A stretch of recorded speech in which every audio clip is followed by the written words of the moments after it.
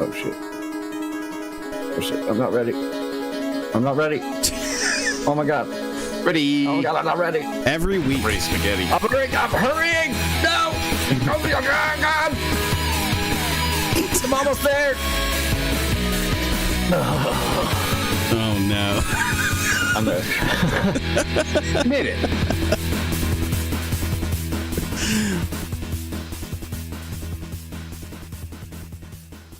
Just gonna let the music fade out. Well, I made it. I'm here now. Hello and welcome everyone to the 8-Bit Show. Woo! Where we have all 8 bits to share with you fine folk. 8? All them bits. All 8, yes. All So 8 many. bits. So many. So many bits for you, dude? Unprecedented. Bits, Yeah. We're here to talk about video games, nerd culture, all the stuff that matters, you know? Right? Yeah. Right? I was just reading about this really cool. I was just reading about this really cool truck that's coming out. Truck? Yeah. What truck? Like automobile truck. Oh, okay. It's there's an American company, Slate Auto, is putting together like a kind of looks like a small truck, like half ton, like Ford Ranger or whatever. Okay. It's electric. Goes about 150 miles per charge. Has a bit of that Japanese aesthetic to it, like those Japanese trucks. It's very flat. It has no paint job on it. It has basically primer colors, so you can go paint it however you want. The point of the truck is to be very like bare bones. It doesn't have a stereo. It doesn't offer like extras. It's 2 seats and a bed, and a basic truck around it. Yeah, but it's like sub $20,000. And wow, like cheap as hell. I don't know. I found it fascinating today. I was reading about. I don't usually like car stuff, but I can get behind a car that's cheap and not filled with all kinds of stupid shit. Look at this. This truck can be anything, even an SUV. That's pretty interesting. I like that. I think it's a cool idea. Yeah. I'm behind this. There's your automobile news for the week. Do you plug it in with the normal plug or? I have no idea. I didn't look for that. What are you talking about? Usually. I just saw a cool article about it. It was like, hey. Got to plug it into your dryer outlet. That's cool. I'm actually more of a proponent of like making cities more for like pedestrians and walkable and whatnot. But yeah, we it's crazy to think that Albuquerque is one of the best places in the country for bicyclists and pedestrians. Yeah, it doesn't feel that way. Yeah, right. Oh yeah, mostly because the drivers here don't give no fucks. They're like, oh, this bicycle lane, that's just an extra lane, right? Which is why it's crazy because it's just parking, right? If you see any of those crazy videos on YouTube, it's like they do come from other places 90% of the time, and God, it must be so bad. And I mean, my brother said that Denver's decent, but he says it still doesn't. Well, I can vouch Boise's was awful. Being a pedestrian in Boise is terrible. Yeah. There's like the buses suck. Everything's so far spread out that it's near impossible to just like traverse. And then like you can ride bikes and stuff like that, but you're still going for a while. Yeah. Like, it's still. Yeah, and like I guess a lot of other places just don't have bike lanes, which it feels like we don't have a lot of bike lanes here, but I guess that's probably compared to like Europe. A lot of those places too, like you'll see like the bicyclists in like big cities like New York and stuff. They don't really hold to they're skirting in between. Oh yeah, no, New York is cars and whatnot. It's scary for bicyclists, honestly. That's a whole nother skill set that I don't have. Or patience that I don't fucking have. Indeed. I get mad when people cut me off, like while I'm walking.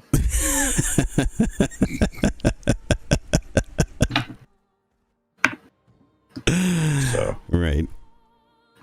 Yeah. Yeah, well, shall we jump into the news? Get started on the craziness for the week?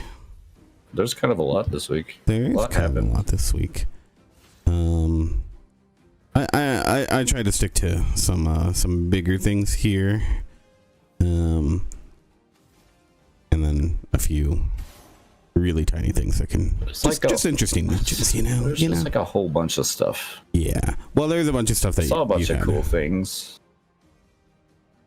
Yeah. Did you see there was a new Star Wars game that got announced? Yeah, I'm tired of Star Wars games. This one actually looks kind of cool. That's what they say about all of them at this point. I mean, Star Wars games are like Star Wars anything. It's really hit or miss. Like, true. Really, this one has more of a thing just because I typically like the tactical style. It's Star Wars XCOM, basically. Yeah. No, it does actually look. It does actually look pretty cool. This I might give it a go. And I like those XCOM-y type games. Even the Marvel one that was also a card game was pretty fun. The Marvel Midnight Suns. Yeah. Oh, Midnight Suns was enjoyable. Yeah. Is that in your news bits? That's not in your news bits. This is extra news. This is extras. You stay for the extra content. You did it wrong. You started with it. You weren't helping with that. Yeah. Oh, that's just a little bit of the extras I got this week. So we're sprinkle those in. So well, hold on to your butts. You can start it off. You got more than I do, so. I got a fucking ton. I only chose like a few of what I did. But so where should we start? Where's a good place to start? I don't know. Last week we talked about like the tariff things coming into play. And I got some like updates on that. Yeah. More or less. Yeah. We talked about a little bit how like board games were going to be affected. Oh yeah. It's happening massively from this. And it's happening already. We're seeing that already. There's a few things here. I'm gonna pull up everything. So a popular board game publisher, CMON, Cool Minis or Not, is laying off people. They're putting all future projects on hold. Yeah. And it's definitely because these tariffs are wreaking havoc across the industry of board games. Because all those pieces come from all over the place. Yep.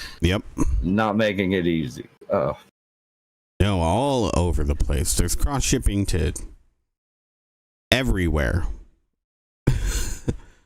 You know, it's like, and because they all a lot of them aren't even like finally put together here in the States.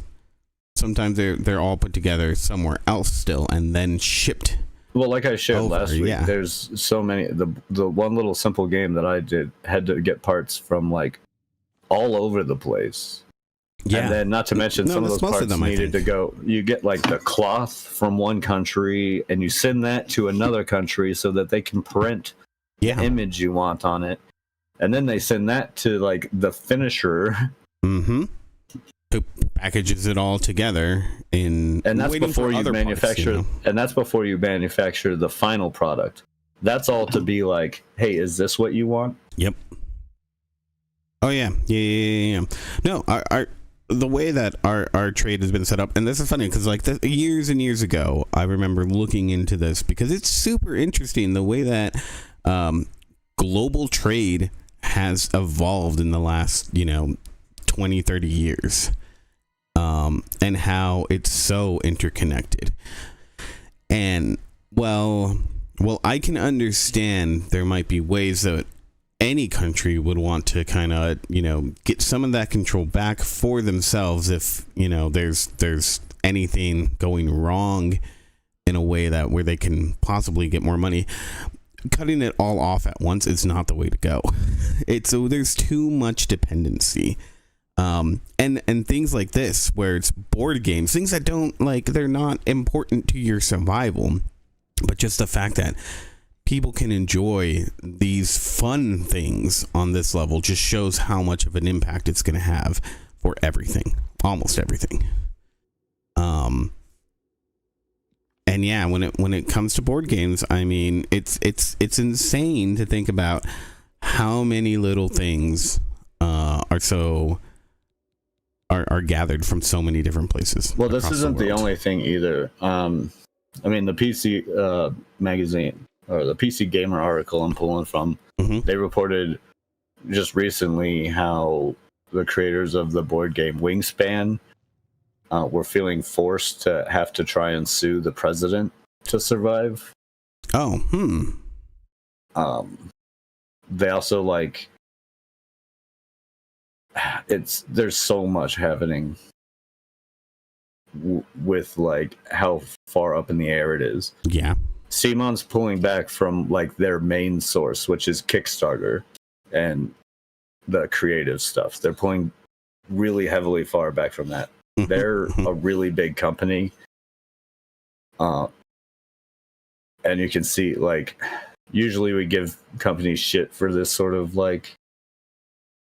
decrease in laying off massive numbers of team members and stuff, but what else can they do? They have to cut back everything, because everything's so up in the air. And then with those tariffs being paused and unpaused, and this is all different. The chaos involved with that. This isn't these people giving themselves a bonus and then laying off 10% of their workforce. These are people who are there's writing on the wall if we don't cut back. They're trying to figure out how they're going to survive this. Yeah, exactly. And still be able to be around. We know Gloomhaven, which is another game that's coming out. They have a second edition, which is on hold because of this. And I'm not sitting here making up stuff either. The specific reason stated was global conditions, and most notably the situation with tariffs. That's a statement from them. So this isn't just this affects everybody all around. And a little side adjacent to that, it's not going to be affecting TTRPG books, at least the books, in the same way. That's good. Apparently, according to a Polygon article that I found, they talk about how because of some clarifications in customs and border protections needed to be clarified just this last year, specifically because of Shadowrun 6th edition rulebooks. They got classified as passive reading, so not really books, but still the fact that they get labeled as a book are one of the things that were exempt from the tariffs. I see. So TTRPG books are still going to be okay. That doesn't include dice and figures and anything else you might want. But hey, all you really need are the books, and you don't even really need that most of the time to enjoy TTRPGs. Just make it up. It's fun. Right. So yeah, there's might see the closure of a lot of board game companies. Next year, or at least they're gonna really scale back or increase the prices quite a bit. I imagine we're gonna see a whole lot of scaling back of anything like we have been. Board games have been on like the rise and been just going gangbusters, especially because of like Kickstarter and others campaign funding things. But we're gonna see a big fall in that. Yeah. And the ones that do come out are gonna be way more expensive than they would normally be. Yep. So, an alternative, look into playing RPGs. Yes. They won't be hit nearly as hard.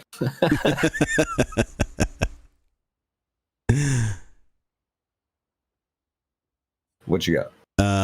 Next up, I don't know if I talked about this. I couldn't have, because last week we talked about the rumors of Oblivion coming out. And one of my big concerns of it was the fact that the Skyblivion team would be kind of left in the dust if the game comes out. Turned out it was shadow dropped. Everybody saw it. I'm pretty sure that's not news. But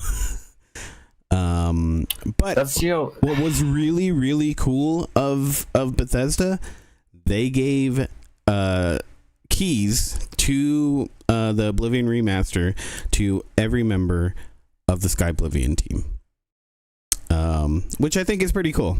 And that's the least that they could do. Like, hey, we stepped over you. Here you go. You get the game for free. They instantly get a leg over Nintendo, who would have definitely smacked that shit down into the ground. Right? And they're still not even saying like, you guys can't do this. Like they still plan to continue, from what I understand. Yeah. They're still continuing on with Skyblivion. Yeah, and Bethesda has. I don't know if they've said outwardly. I think they have actually. That they want them to continue. And they're looking forward to their release to see what they do. What's different about Skyblivion is that it's sounds like it's more work that they're actually going to be putting in, because it's going to be this crazy way of modding things, right? Of modding Skyrim, basically. So I mean, that's like half the reason to keep it going, right? Like the things that they're doing and stuff like that are. Yeah, it's going to be fundamentally like integrally different versus what's the way that the remaster. Well, yeah, because they're using a couple of big ones. The remaster is in Unreal, right? Yes. This Skyblivion will not be. Yeah, no. Skyblivion's going to be running in the Creation 2 engine that Skyrim was in. Yeah. Yeah, which means, because from what I understand, we can get into it later, but basically, the remaster team, they took everything that was in the original game and kind of shoved it in to Unreal. And then like they redid a bunch of stuff, anything that had to be fixed, obviously. But that's why you still have, like, that's why it feels the way it does, where it's new and old at the same time, where I think this Skyblivion team, it's gonna feel like DLC for Skyrim in the end. So it's gonna have a drastically different feel, because Oblivion doesn't feel like Skyrim, other than the world that it is. The way the menus are, it's kind of frustrating. Still, despite the improvements that they've made and whatnot, the way the game works, there's a lot of like quality features there, quality of life features that just aren't there. Yeah, you can talk more about that. Yeah. A little later. But still, yeah, I just thought that it was really cool that they gave these keys to the team. I think that's nice. That's cool of them. Like I said, it's a step better than Nintendo, who would have squashed them down anyways. Yeah. It's a few steps better than Nintendo, honestly. Like, it is. Although that is something that I want to see from developers more, and it goes to show that you do not have to defend your IP tooth and nail to still retain it. I think they have done a good job of allowing people to do cool stuff with their content, without having to take them to court. I mean, there's a whole discussion on like modding. We've discussed it before, how some devs and creatives don't like the idea of modding. Yeah, because it messes with their intentions and artwork. Yeah, which I think is very valid from at least their feelings and perspective. But modding is such a big way to keep your game going, right, and life flowing into it. Yeah, no, I mean, I understand it up to a point, but I think there's it's something where this is why Bethesda has this cult following. I think that continues to last. Because somehow they still go around and screw that by screwing over those mod teams in other more interesting ways. But yeah, but it's a thing though where they, because let's face it, they have at least their games are pretty broken. They have at least publicly credited their mod communities. Yeah, they do that. Although I think there's something interesting with the surprise drop of Oblivion Remaster that doesn't get talked about a lot. Yeah. And that's how indie publishers, when hit with shadow drops like that, can be put into like almost shock, or like into a situation where they either have to like wait to release their game or like figure out something else. Yeah, that was a big one. Who was it again that said that? So Jonas Antonsen, co-founder of Raw Fury, an indie publisher. He took to Twitter to explain how like massive shadow drops from huge games like Oblivion can cause other games that came out at the same time to just get buried.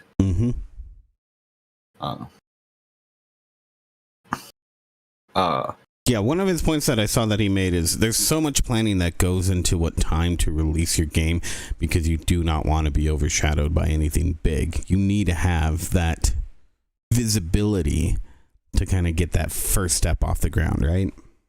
Yeah, I mean, he goes on in his statement, which he began with giving Oblivion love. He says, I love and still absolutely love Oblivion, and I'm personally excited to see it get a breath of new life and being introduced to a whole new generation of players.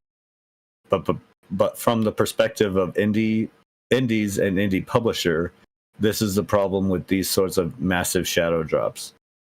Everything more or less gets buried. We don't have the cash nor muscle to throw around. So everything is carefully planned, including when we release, based on other releases, etc., and trying to maximize our chances of getting attention.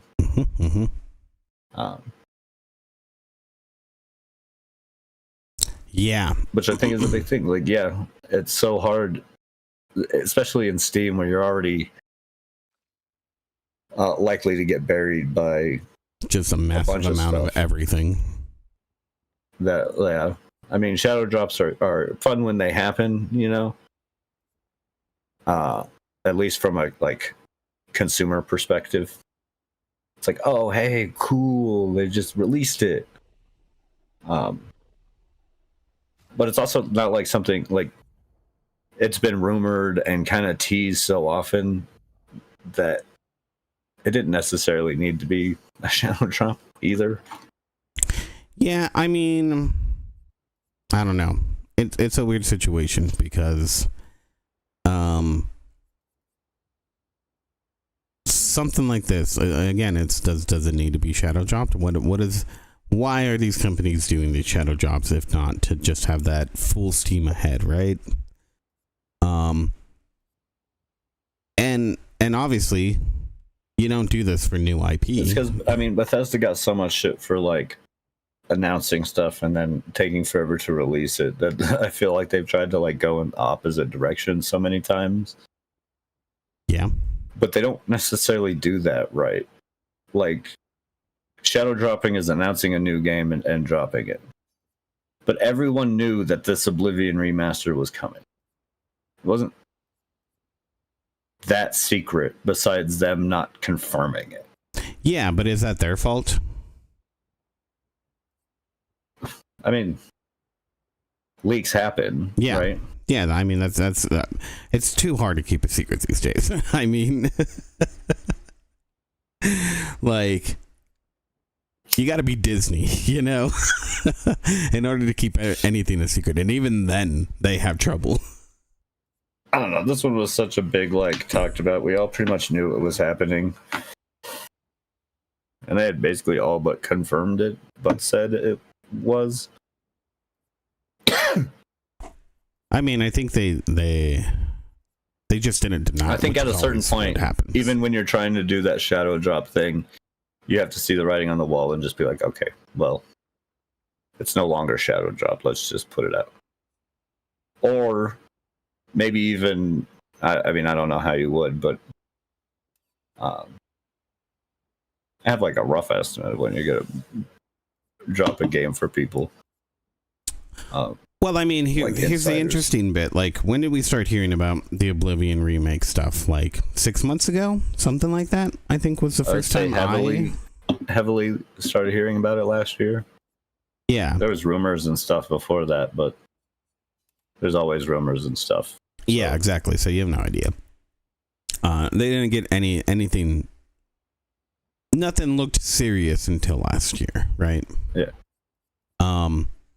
So that's the thing. Like, we don't know how long they were working on it. It did this complete a lot sooner than they thought it would, and they're like, "Hey, it's ready to go." And they're like, "Well, shoot, release it." Or is it Bethesda, and they didn't put as much effort into it as.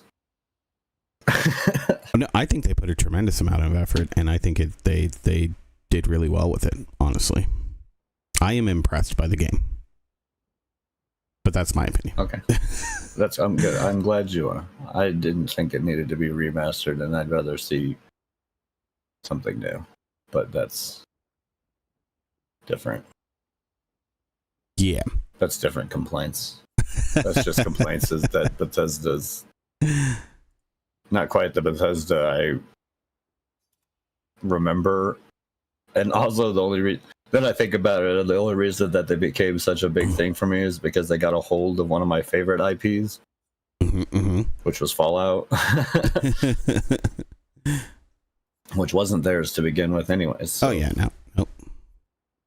Elder Scrolls is, and okay, fair enough. The next Elder Scrolls game better blow me away. Yeah. But yeah, that's it for that. What do you got next? What do I got next? What do you got next? Oh my god. So many questions. I try. I've got things, I'm sure. Let me look around here a little bit.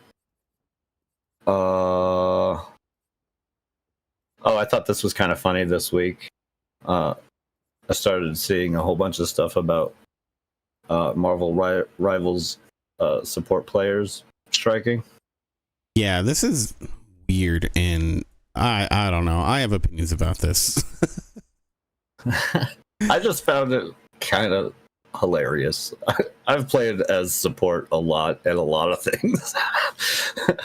And this is like nothing new to me. Yeah, well, yeah.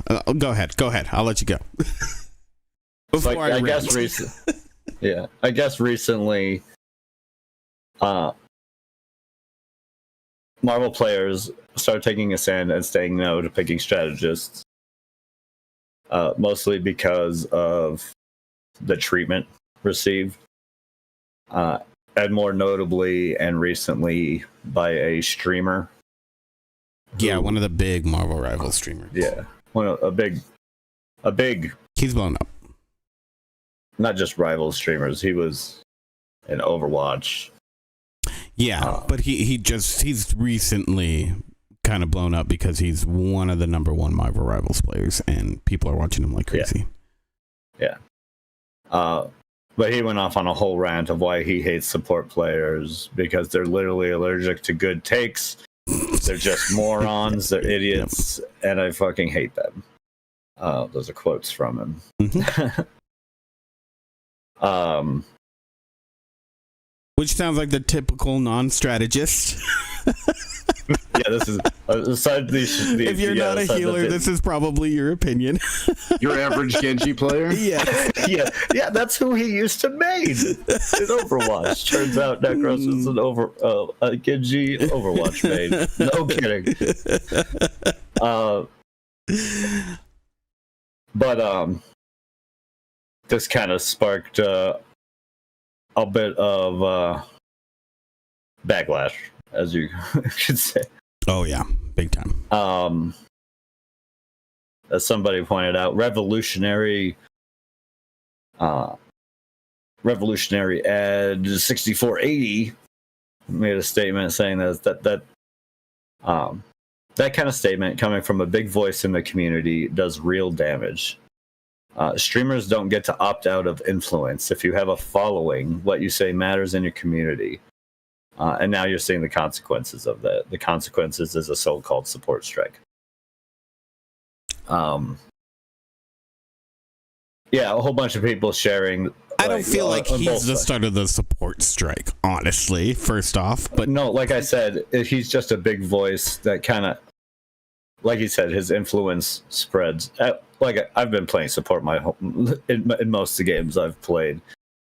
I've never not heard, "Where's my heals?" Right. In any game, even some of the most like normally very homely and great communities like ESO. Great time in ESO most of the time. Until I'm in a dungeon and some assholes going, "Where are my heals?" Right. If there's a healer class, yeah. That's why I love that Final Fantasy Brendel Floss song so much. You know, where the healer she sings. So a revolutionary guy, he was sharing a whole bunch of people came out and were sharing stories of either being a support class and experiencing basically just harassment, right? Like on a fundamental level, it's just being harassed even when you are doing your job, right? Yeah. He shared a story. He was like, I was playing support. I wasn't doing bad. Nearly 50k healing, only 2 deaths. Same damage blocked as our DPS, just 10,000 less damage dealt. And still, someone in voice chat at the end of the game said, Necros was right, and all you support players are brain dead, and that's the exact problem.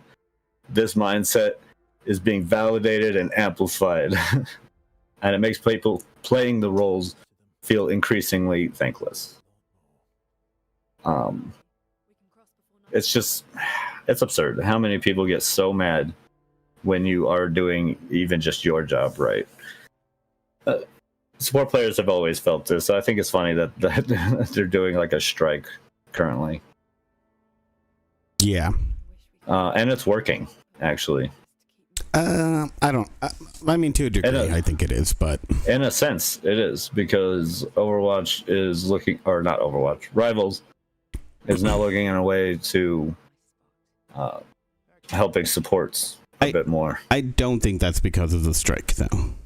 Honestly. No, that's because of a lot of information they're receiving, which is basically just XP related. Yes. They're looking at how XP is distributed for them, which I think is fair. It's kind of hard to level up. I think a lot of it came before the strike was happening. There was a lot of concern from the community where it's like, yeah, you know, healers feel like they're having less and less of an impact because of some of the way that the game changes have been. And so I think the feedback that they have gotten, along with some of the stats that they're seeing on their internal stuff, is probably what really led to it. Because the strike is still relatively new. But you know, I think the strike thing started out as a joke, and it's gone a little crazy. Oh, and I don't know if it's necessarily a joke, because when I think it started off as when a you joke. When you do have big people like Necros, these main people coming in and making claims like again, quote, this is exactly what ruined Overwatch. Why is Overwatch shit? Because it's just dominated by supports. The entire game boils down to who has the better support players. If your black line is stupid, you lose. It's statements like that that put so much pressure on a healer or a support class when it's everybody, right? Yeah. And he's probably not wrong in a sense either. When you're playing at the degrees that Necro is playing at, it does become one player could be the downfall. Now, is that always going to be the support player? No, that's absurd. But no, it can be. Can be one player. There's also there's a little bit of give to that too. You know, here's the thing. I think both sides be a dumbass DPS to go rush it in there and die. Yeah, you got to protect your backline too, right? That's the whole point of these games. Honestly, is that you have to work as a team, and if you're not working as a team, then the weakest part of whatever your team is, it's gonna crumble there every single time, and by default, your healers are going to be the weakest part of the team anyway, so there's a little bit more chance that not only going to be the weakest, they're also going to be the highest target. Yeah, they're healers, right? Yeah, exactly. You take out the healers so no one else can heal. Yeah, right? Yeah. Because stop beating the shit out of that Doctor Strange who has 2 healers hitting him. Yeah, go after the healer. If you've ever gone after any character who's just getting, so much healing, you're like, oh, they never die. Okay, go fight their healers. Go take them out. So yeah, it's I don't know. It's one of those things where I feel like both sides are in the wrong, but a lot of them are also speaking to truth. There is truth in there, which is why I think each side can relate to it so much. I've been a support, like I said, in nearly every game. I'm a support, support or tank. Yeah, which is nearly a support role in itself. But those roles get so little love, but no one wants to be them. Yeah. The reason I am those roles most of the time, and especially in games like this, like Overwatch, I could only really play that game if I was playing as a tank or a support. So that's how I learned to play these games. So that's my mind. That's now that's kind of what I'm locked into. Yeah, no, and I mean, you gotta face it. Some of the strongest DPS characters, they do take a lot of mechanical skill.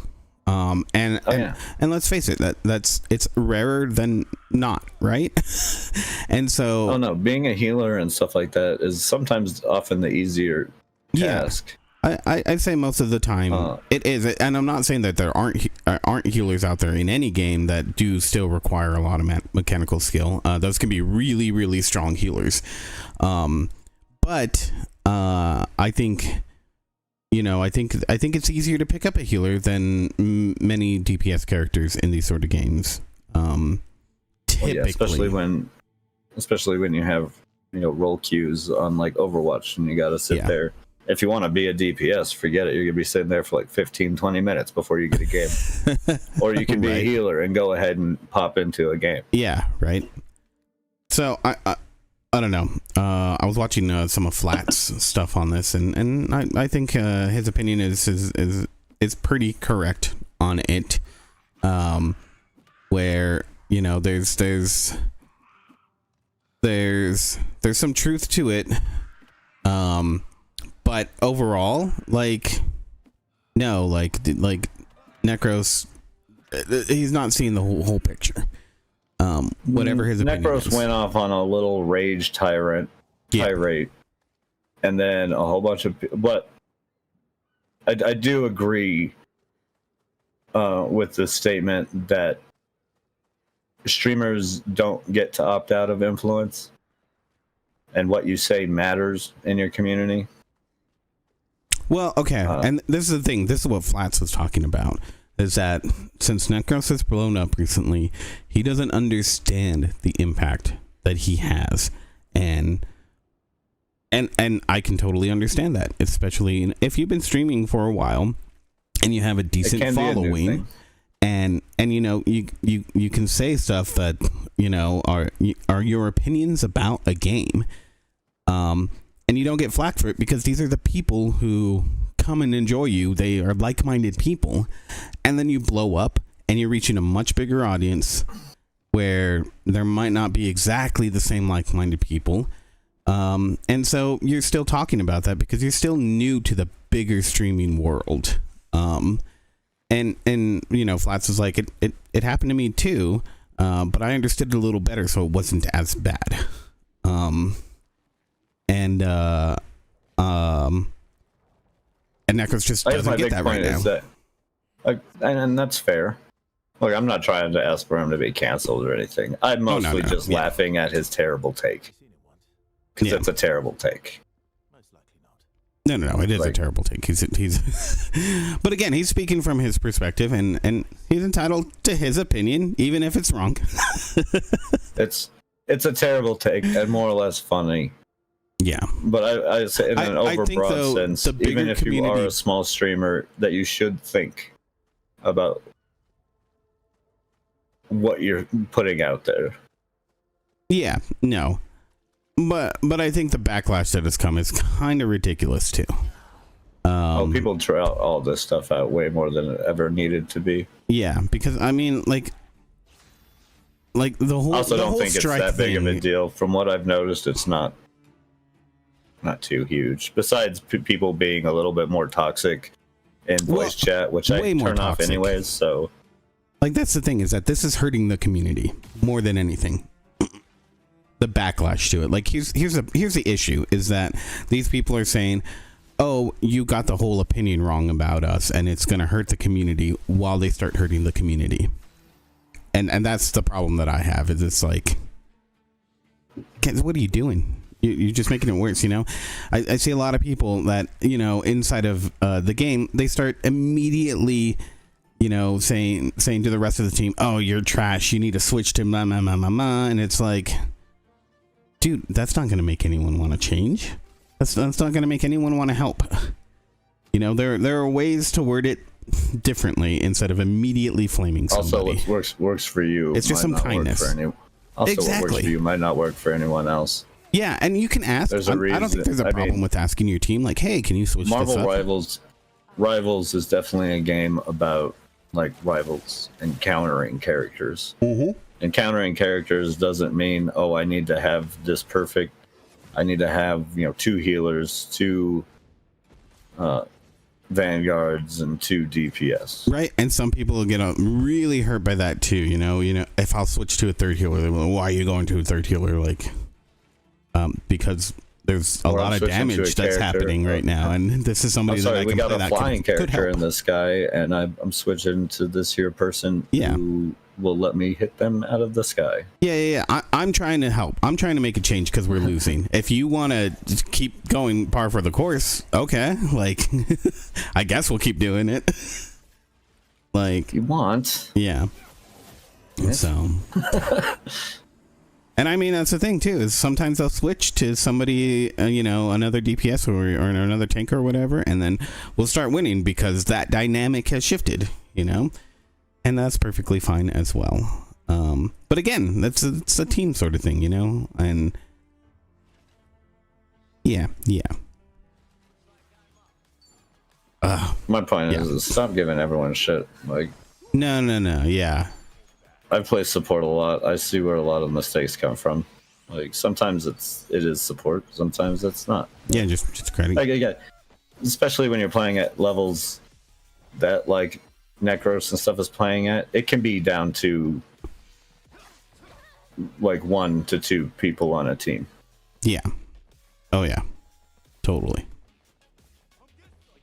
Like that's just the levels that you're playing at, and that has to be expected.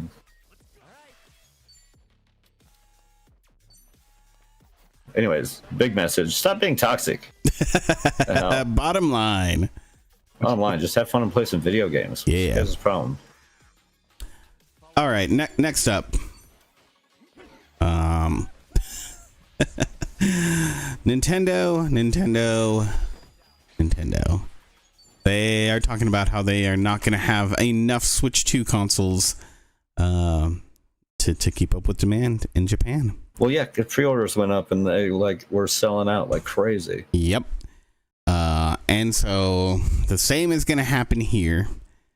They've already talked about how you might not be able to sign up for your quote-unquote pre-order before the consoles start releasing here in the States.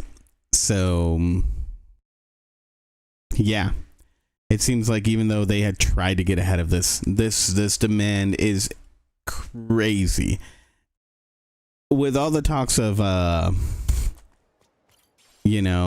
paper releases and whatnot, I don't think people understand the demand for these electronics. It's huge. It's absolutely huge. And yeah, getting your hands on them is going to be difficult unless you really, really look. And I think right now, one of our friends, she has dropped the whole amount on a Switch console instead of just doing like the typical $20 pre-orders from GameStop. And I think if you really want to ensure that you are gonna get one of those consoles, one of the Switch 2s that are first released, that is probably the thing that you need to do.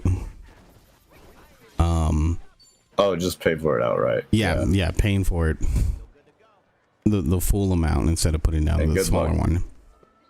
Yeah, even then, like scalpers are already at it. Yeah. And so, unfortunately, I'm still waiting for my invite to come in from Nintendo because that's the way that I decided I was going to go through it.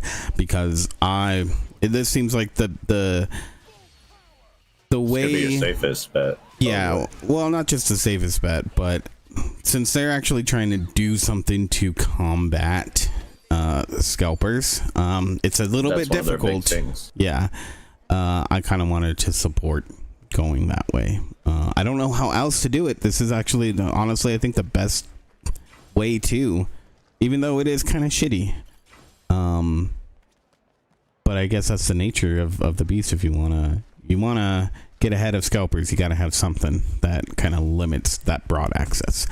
But either way, that's what's going on with Nintendo right now. So when it comes to Switch 2 sales and pre-orders and whatnot. Let's see.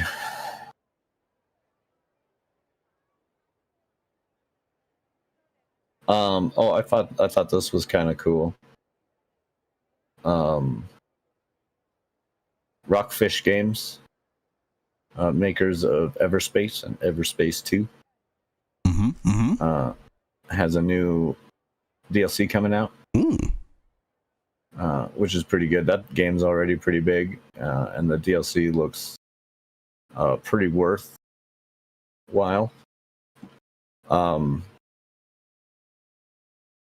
When they announce this DLC, which comes out soon.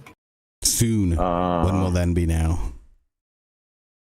The 12th. Okay, so it comes out on the 12th. Yeah. Very soon. Yeah. Which is going to release. The initial plan was for this new DLC, Wraith of the Ancients, to be priced at $30. It's now going to be only $25. Okay. A $5 reduction. And their previous DLC, the Titans DLC, is being lowered from $15 to $12. No content. Rockfish clarified quickly that no content had been cut. Their full full releases. The sentiment here is that they're hoping that this $5, even if it's just $5, it can go a long way to helping people out. Mm-hmm. As everything is getting more expensive. Their statement, with events happening in the world, it seems like everything is getting more expensive, and there's a lot of uncertainty in general. Preach.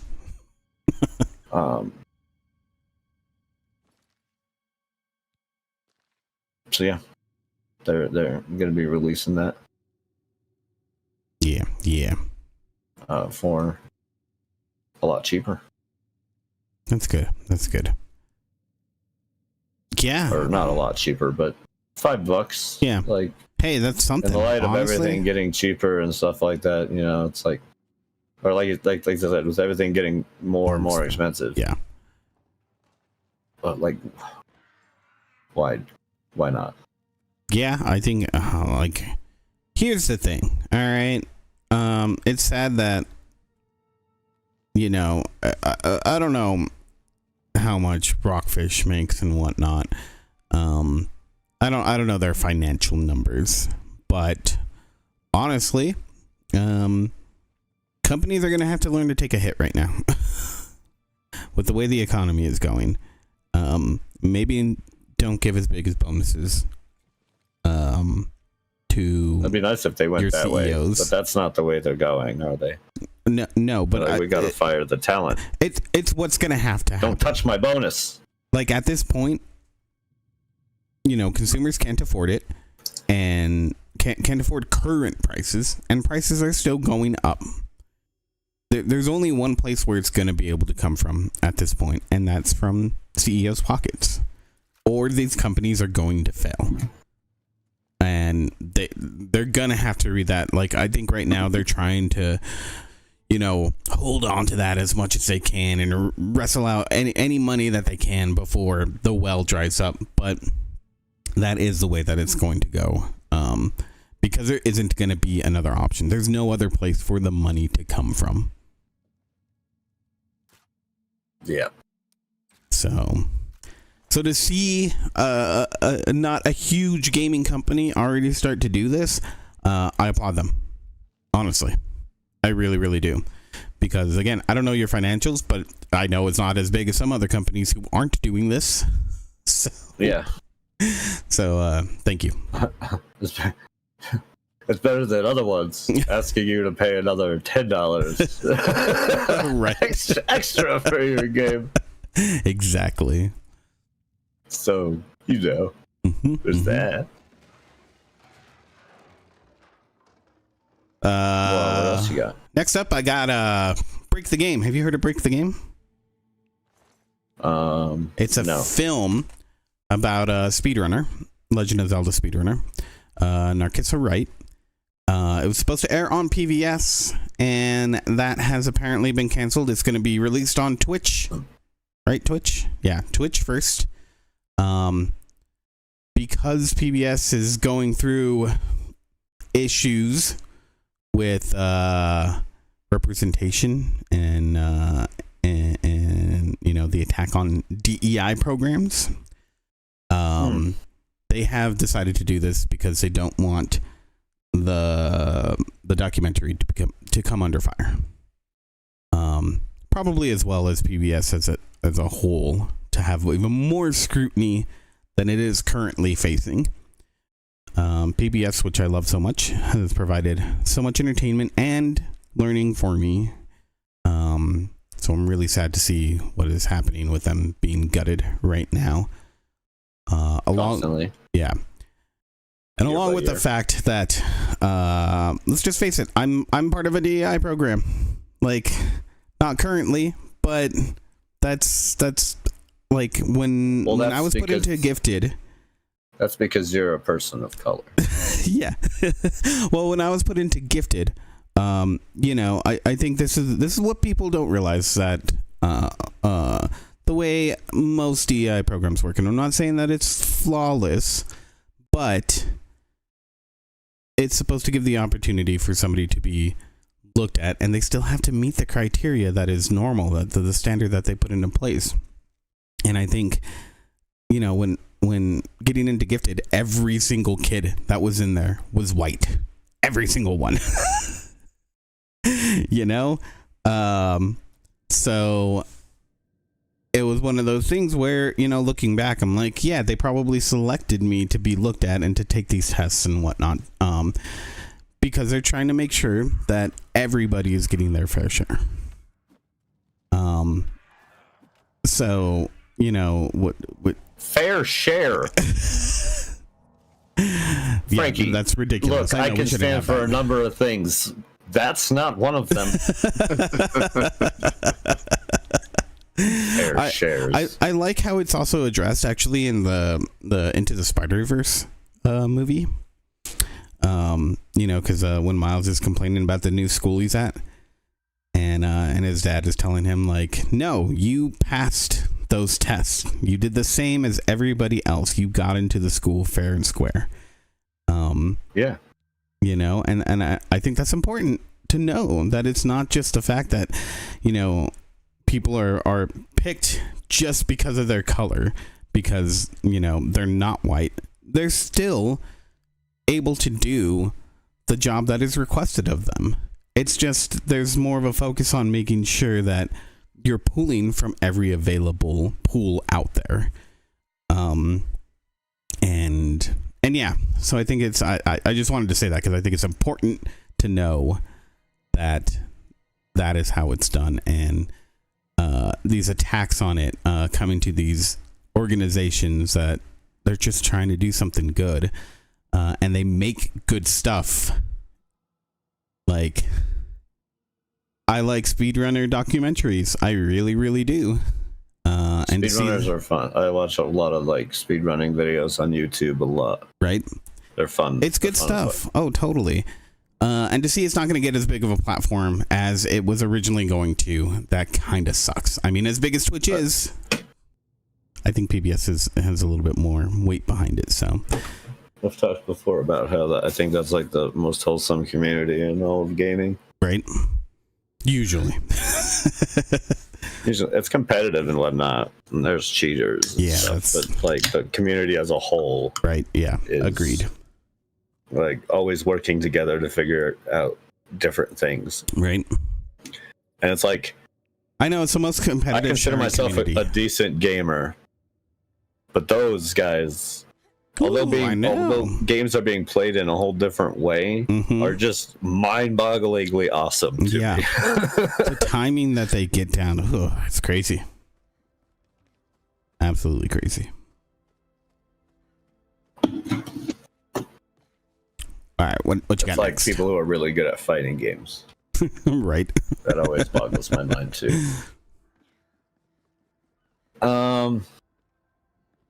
Let's see. How about some lawsuit action? There's been some lawsuit stuff. Yeah. What have we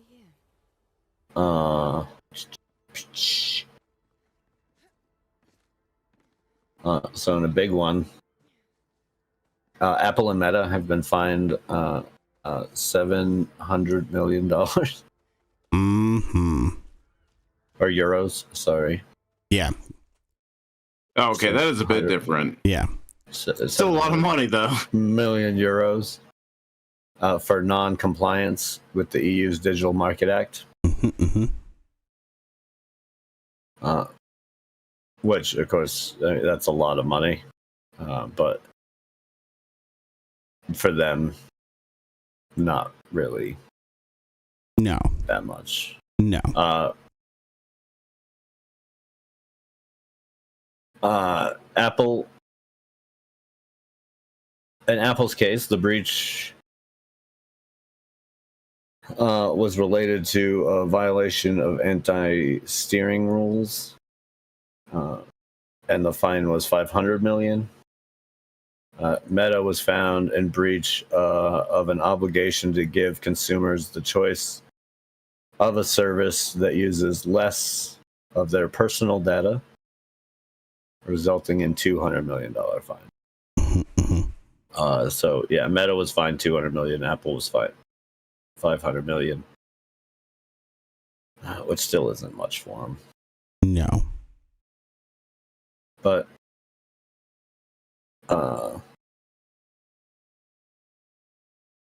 yeah, we'll see what happens. I mean, this is how like kind of change starts happening. We'll see what comes out of it. This is one of the better laws that are the EU has required, because they're saying to give an option to give less intrusive data for advertising, but you still can use data for advertising. Because let's face it, they're offering a service for quote unquote free. That actual trade-off is those advertising dollars that they can get because they have information on how to advertise to you. And so it's one of those things where I think the courts have recognized that this money has to come from somewhere if you're going to offer a quote unquote free service. Yeah. They have like the EU just announced like a few new laws on this. It's part of this whole Digital Markets Act. Yeah.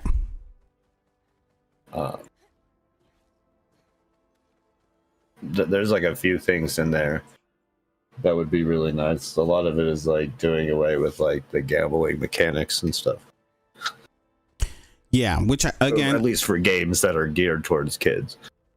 Yeah. Yeah. You know, if I don't know, it's one of those things too where it's hard to say what's geared towards a kid and isn't. That line is so blurred these days. Well, kids can access anything, but I think there's some pretty clear things. Yeah, well, I mean, it's like you even look at GTA. Like, I understand that argument, you know, that people have where it's like, okay, it's for mature audiences, but you're still kind of appealing to young kids. Like, let's face it, they kind of are. Because it's a huge market. And companies care about money. I mean, that game isn't necessarily everyone. Grand Theft Auto has become like a phenomenon thing. Yeah. Well, I mean, I even look at it when we were kids. I loved Grand Theft Auto when I was a kid. Grand Theft Auto 2. I have very, very long memories of playing Grand Theft Auto London, and Grand Theft Auto 2 on the PlayStation. It's good stuff. And loving the shit out of them. 3 came out and was like, you know, a whole 3D world. And it was like, okay, this is crazy. And then San Andreas came out, and I was like, this is the best game I've ever played in my entire life. And I sunk thousands upon thousands upon thousands of hours into San Andreas. And then 4 came out, and I was like, the fuck is this garbage? One quick thing here. The European Commission, I was looking this up. I wanted to see any details on the way they're fined. They can only impose fines up to 10% for non-compliance of global turnover. Yeah. That is tiny. And honestly, that much. I think these companies, it should be like 50% or more. That's the only way you're going to get these companies to adhere to this. I didn't realize it was so low. This policy is worthless. Yeah, I mean, it's something, but for big companies like this, it's nothing. Yeah, like look at 500 million, 200 million. That's nothing for Apple, for Meta. So, these rules need to have teeth if you're going to have these multi-billion corporations. Yeah, you know. Because here's the thing, you're not going to be, and the argument that this is going to hurt a smaller company. No, you put these in place, I guarantee you a smaller company who's trying to start up is going to pay really close attention to them and actually make it work better. Because they don't have the wiggle room to lose half of their funds, you know, overnight because they messed up on something. And in turn, when these big companies decide they're going to do whatever they want because they can, well, now you're going to get significant amount of money, and you're actually going to hurt their pocket in a way where they might think twice. Yeah. Well, but they donate to the campaign. So. It's true. It's true. My hands are tied, really.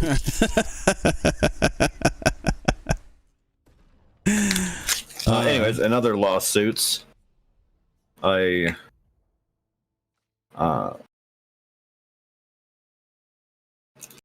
lady in Florida is suing Roblox and Discord for what she describes as platform enabling the alleged sex abuse and exploitation she faced using those programs.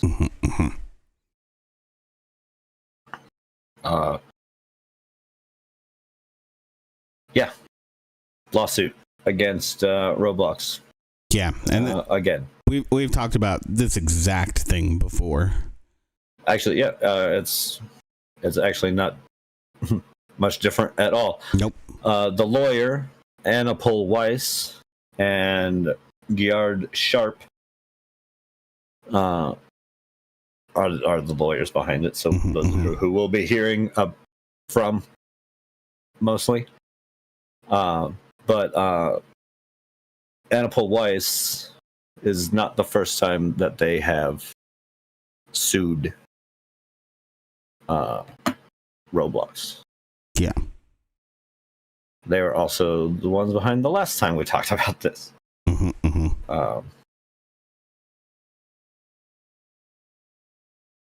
Well, okay. Yeah, back in February, where there was like a boy involved.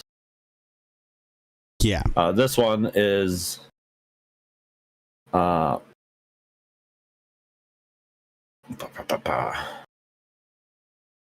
yeah, this one is with a girl who's now 18, said she started using Roblox at 12 after getting permission from her parents to use the app for several years.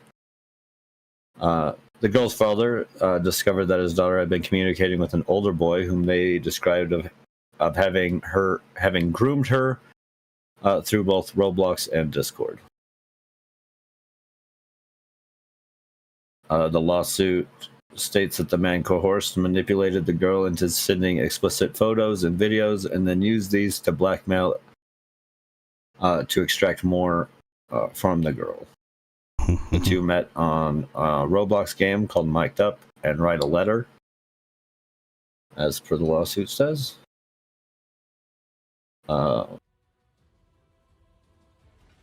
Also states that the girl experienced self-harm and attempted suicide as a result of the abuse.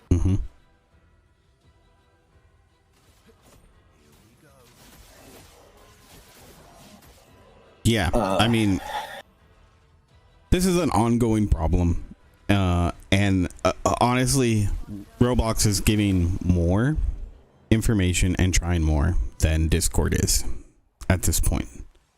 That being said, I don't think, as much as I don't think, Discord wants to prevent anybody from using their services by locking it behind an age gate, because inherently there is nothing that should be gated by this. The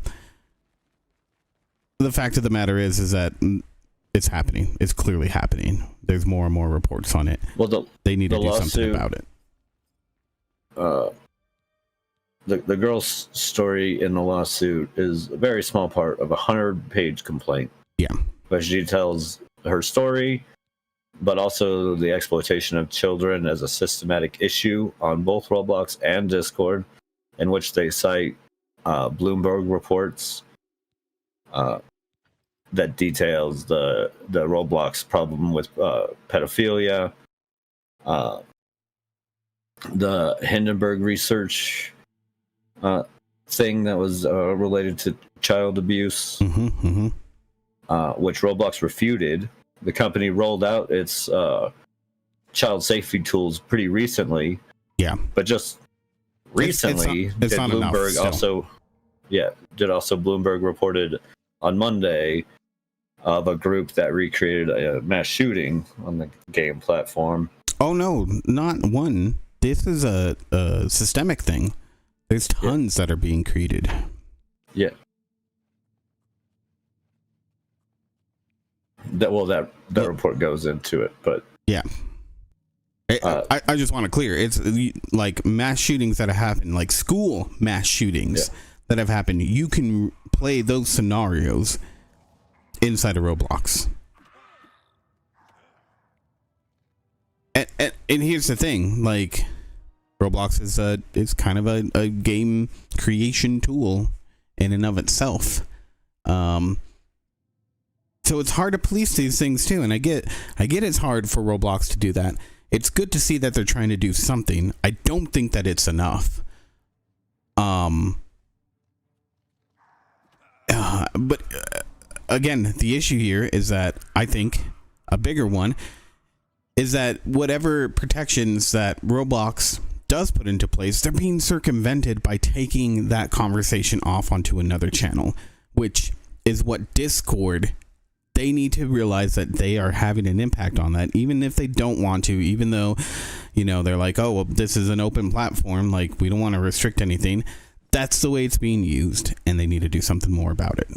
I don't know what, but they need to figure that out. I wish I had an answer. And I think this is actually something that is going to get parents to look more at that Nintendo communication, the Nintendo chat that's coming out for the Switch 2. Because that is more moderated. Too surprising. On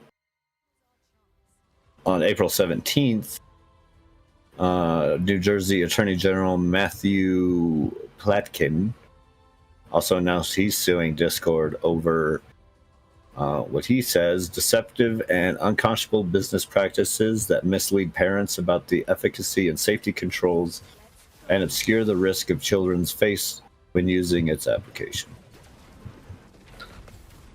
So they are also in trouble for what you just said. Yeah.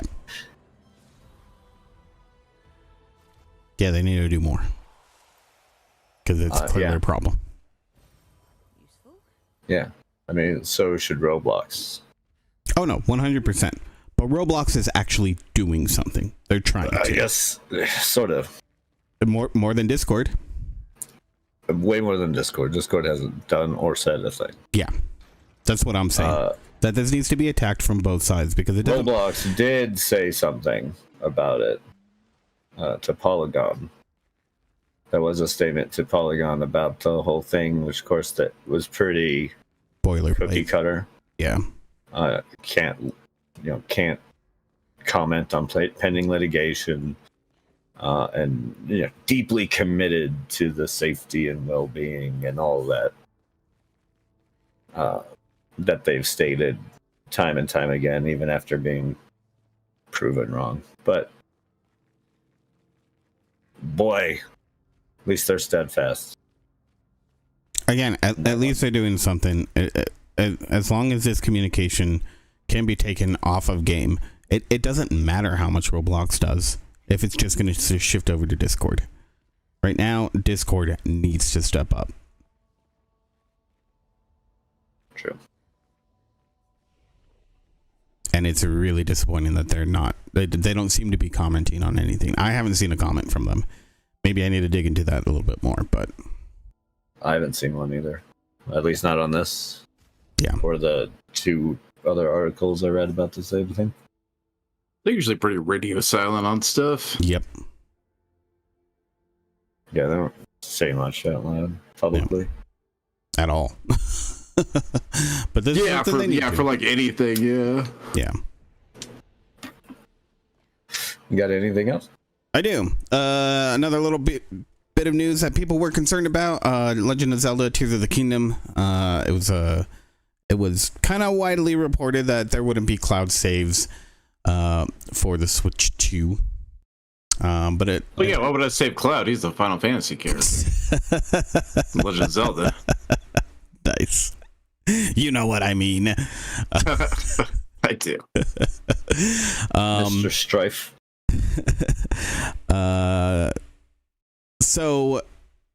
Nintendo said there will be cloud saves for Switch 2. They haven't provided any more information on any of the other games. but at least we know that will be a thing. I'm sure they're supporting it because it's one of their biggest games by far. So yeah, if you're concerned about that, you don't need to be anymore. I feel like the cloud saves are going to come to everything. Maybe not initially, but you know, they're going to have to address that. So Yeah. So I want to mention that. Cloud saves are nice. They really are. It's really a pity that they're locked behind a paywall for Nintendo. I think that's stupid. So absurd. I wish I was surprised. Yeah. I agree that it's stupid. I wish I was surprised. I wish it was surprisingly stupid and not just kind of obvious. You're right. It's routinely stupid. You got more? Yeah. Yeah. I do. RPG Tenderfoot Tactics was removed from the Xbox store. I did not see this one. I think we talked about it last week or the week before about the two people that were fired. Yeah. From Microsoft for protesting against their supply of AI technology to the Israeli military. We did indeed. We did. Well, the developers Tenderfoot had joined the protest as they decided to remove Tenderfoot Tactics team has decided to remove our game from the sale on Xbox in solidarity with the Palestinian-led boycott, divestment, and sanctions campaign. Said programmer Badru, which was posted on Blue Sky. Blue Sky. I gotta set that up. Sorry. They added Xbox to their prior boycott list earlier this month. Fair enough.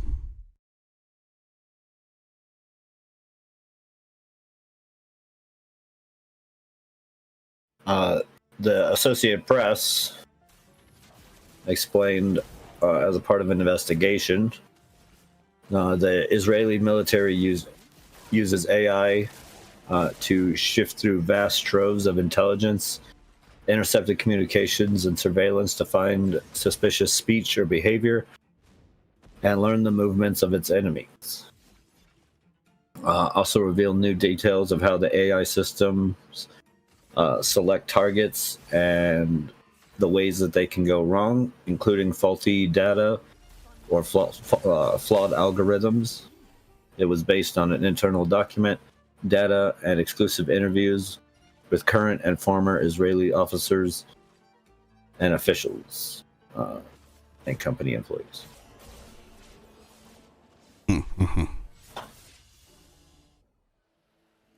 So yeah, Microsoft shouldn't have fired those two people. No, that didn't help this at all. Nope, it did not. Again, should be able to protest these sort of things, you know, without repercussion, in my opinion. Yeah, especially from like your place of work. Yeah, I get it. I get the way the freedom of speech actually works. You know, legally, it's not the same. But I think there needs to be some sort of protection for these sort of things in some way, shape, or form. Anyways, it's a difficult thing to come across, but I like that these developers and whatnot are standing their ground for their beliefs. Yeah, and if you want to maybe check out their game, Tenderfoot Tactics, which is on Nintendo Switch and Steam and Mac. No longer on Xbox. Yeah.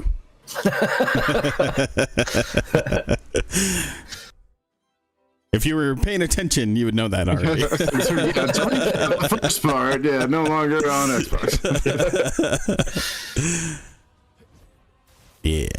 Last thing I got is that Nintendo is looking for more lawsuit stuff. I think this one's Aren't they actually kind of a little bit important. I understand their positioning here. They want to subpoena Discord in order to track down the leaker of the Pokemon leak, which I didn't realize was apparently known as Freak Leak. But okay, the Freak Leak. Ooh, that sounds dirty. But yeah, you know what? Like a lot of stuff was leaked in this information. Leaked.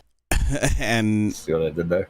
And I understand, like, having this happen as a company, as a developer, as anyone trying to put together something, it can be disappointing in the least, and actually detrimental at its worst. So yeah, like, are they gonna win this? I don't know, but they're requesting from California to be able to get this done so that they can track down who it is. They're probably going to win. Honestly, they're probably going to be granted this because hacking is a very big issue, and you can face some big penalties for it. So the courts will probably want to go along with it just on the basis of being able to catch a hacker. So yeah, there's that. And that's all I got. Huh. Well, I have like one more little thing. Yeah. One more surprise thing. One more surprise. One more little surprise. We capped it with the surprise. We'll end with the surprise. Okay. Recently, a couple of RPGs have really been doing well. Which has led to Metaphor ReFantazio's director to state that the trend is evident that desktop-based JRPGs on like PCs are shifting in a very positive direction. As we've seen, not only their game do surprisingly well. You have the Yakuza game, Like a Dragon. Infinite Wealth did really well. And just recently, just this week, which I'm sure Andrew will talk about here soon, Clair Obscura, Expedition 33. Yep. I've never heard of it. Never heard of it. Sounds like some French shit. He says that's running around as a French guy. I got a baguette on my back. They Yeah, you get the idea, yeah. They released this week on the tail end of Oblivion dropping, and they've already sold 500,000 copies. Mm-hmm.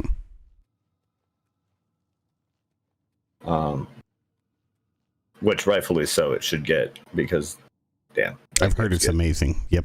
It's I'm gonna I'll be let checking it Andrew out. talk about it. Pretty good, Here yeah. I'll soon. tell you. But yeah, about 20 hours in before the podcast started. I think it's cool that finally, because like JRPGs have always been like a console thing for a long time. Yeah. I remember that. Like, I played Final Fantasy VII on the PC, but even that was like felt very porty. Like just ported over. And other than that, it was like all the RPGs they played on the PC were like, you know, Baldur's Gate, and, Yeah. like CRPG stuff. So I think it's cool that that is trending It is cool. over. I mean, it's I have in my a big problems part, with it's just the way JRPGs, that, but it is cool. in a big way, it's just like the way that PC gaming is growing. It's not necessarily just this market. It's like the whole PC, personal computing in general has gotten bigger for games, and in that turn, we're seeing more JRPG stuff roll over. Yeah. I mean, it started with the Xbox 360, and it's good to see that it's progressing more and more. Because I mean, obviously, Nintendo was really the only one around back when we were pretty young. And so JRPGs were there. And then Sony came in, and they took over that market, you know, hand over fist. They had them all. Between Nintendo and Sony, they kind of kept the hold of that market. Yeah. And I remember I was texting Andrew about it the other day, but the Xbox 360 game, The Last Remnant, which was like a big push to have like a Western JRPG, and they did really good with that. And it was a fairly fun. It wasn't very well received, but I liked it as pretty basic JRPG. But I think critics didn't well receive it. I feel like a lot of people, most of the people that I talked to, they enjoyed it. They felt like it was a good attempt, you know, to bring that over. And I think that's what led into Microsoft bringing that over, you know, and getting more and more of those RPGs, JRPGs in particular, onto their console. Yeah, I mean, a lot of them are really fun, but the Yakuza game specifically is so much fun.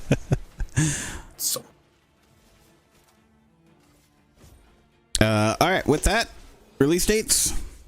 Got some games coming up here. Do I know any of these? I don't know any of these. Maybe. No, I don't. We got Gardener Plant Creator coming out on the PC April 29th. Oh, it's about time. About time. Indeed. Thank God. Sherwood Extreme coming out on the PC, also on the 29th. The Curse of Grimesy Island. This just sounds cool. No idea about it though, but Grimesy. Yeah, I'm cool with that. That's coming to the PC on the 30th. The Lullaby of Life, whatever that is, that's also on the 30th, coming to the PC. We got a few Quest releases: Homeworld Fast Reaches and Smallland Survive the Wilds VR. That comes out on the 2nd, those two. Surmount, which comes out on the Switch and the PC, coming out May 2nd. And Cyber Citizen Shockman 3, A Princess from Another World. Oh, well, I missed Cyber Shimmer and Shockman too, so... No. Whatever you said, part 2. Whatever you said, part 2. This comes out across everything. So yeah. Let's hear the releases for next week. If any of those pique your interest, check them out. They're here. Yeah. They are here. Back and badder than ever. Suckers. So yeah, let's lead into it. What have you guys been playing? You guys been doing? Fun things, hopefully? I mean, I guess I'll go first since Andrew went last time. I go first every week. It's true. It's true, yeah. Frankie knows. Yeah. I was there.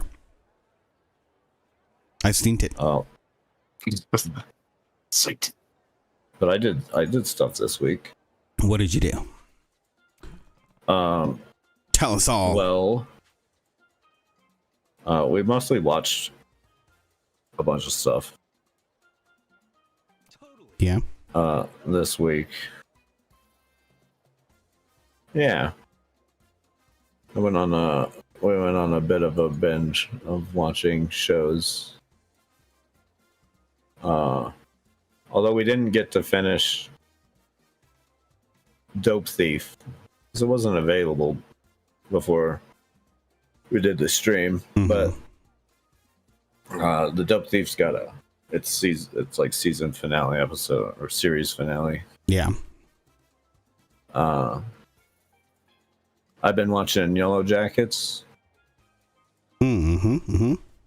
Actually, I haven't watched any this week, unfortunately. So, you started over from the beginning? Yeah, I'm like episode 6, a little more than halfway through, or halfway through exactly. That's fun. Christina Ricci is dangerous because I can fix her. I can fix Misty.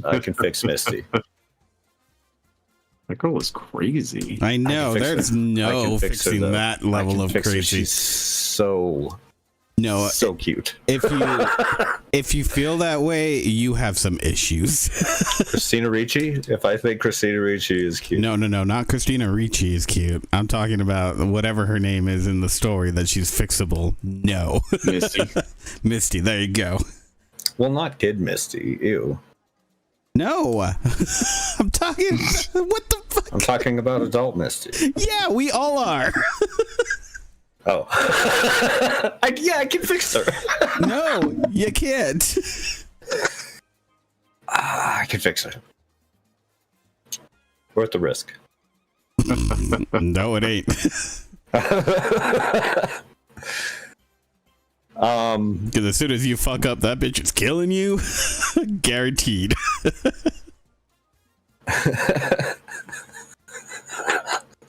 Worth it. We watched a couple movies. We watched Mickey 17 with Robert Pattinson and Mark Ruffalo.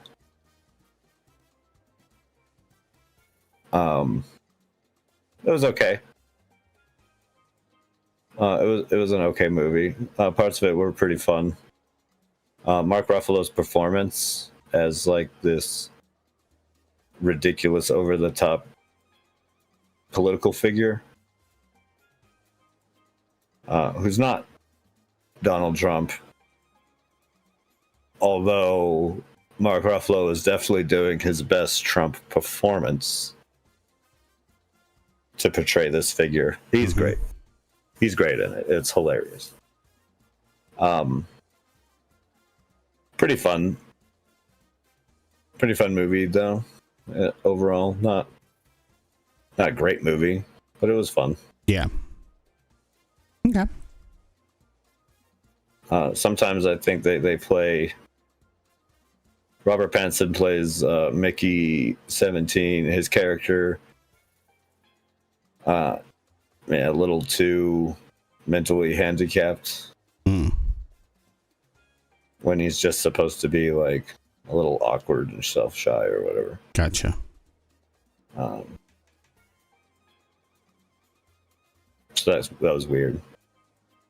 Also watched the movie Novocain with Yeah, it was good. It was a fun one. Yeah, with Jack Quaid. The Boys. From The Boys. The main guy from The Boys. The main boy. The boy. Yeah, I like it. That one's pretty good. He plays like a guy who has who like can't feel like pain, or like cold or hot or whatever. His like this girl he really likes gets kidnapped, and he goes after the kidnappers, leading in a violent and adrenaline-fueled chase.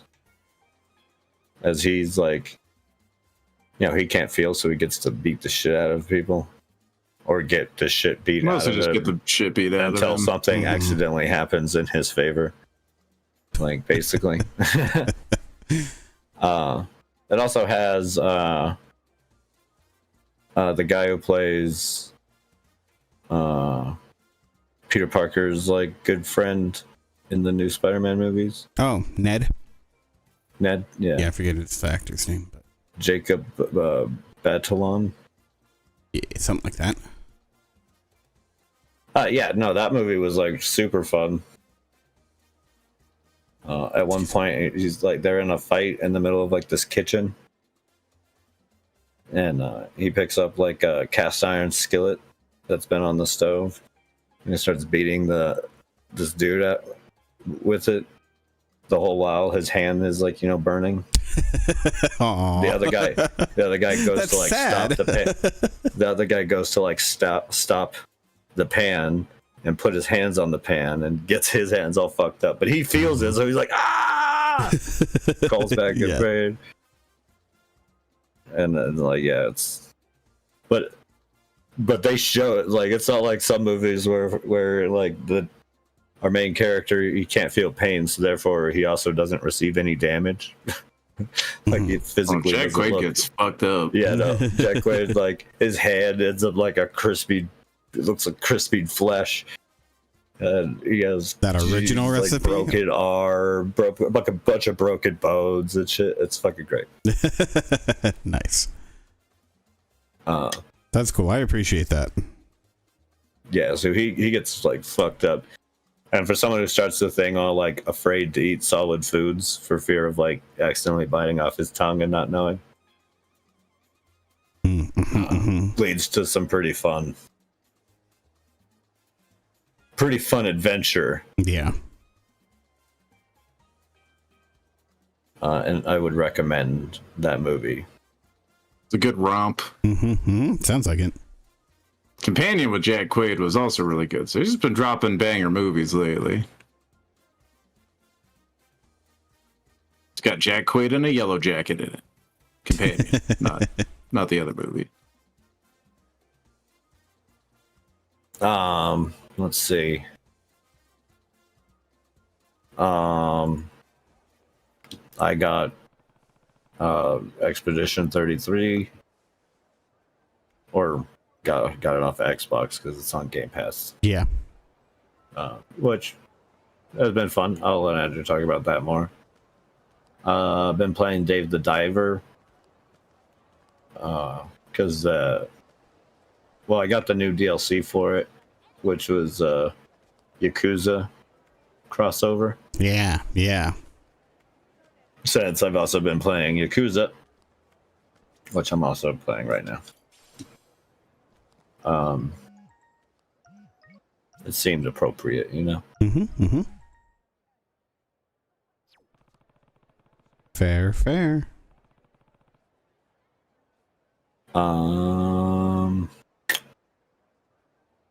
What else?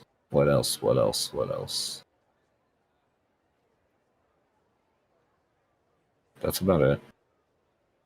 Okay.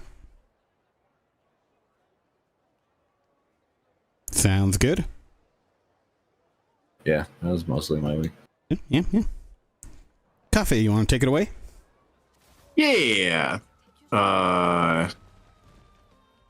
So what did I do this week? Definitely. I picked up this Clara Obscura on the Game Pass.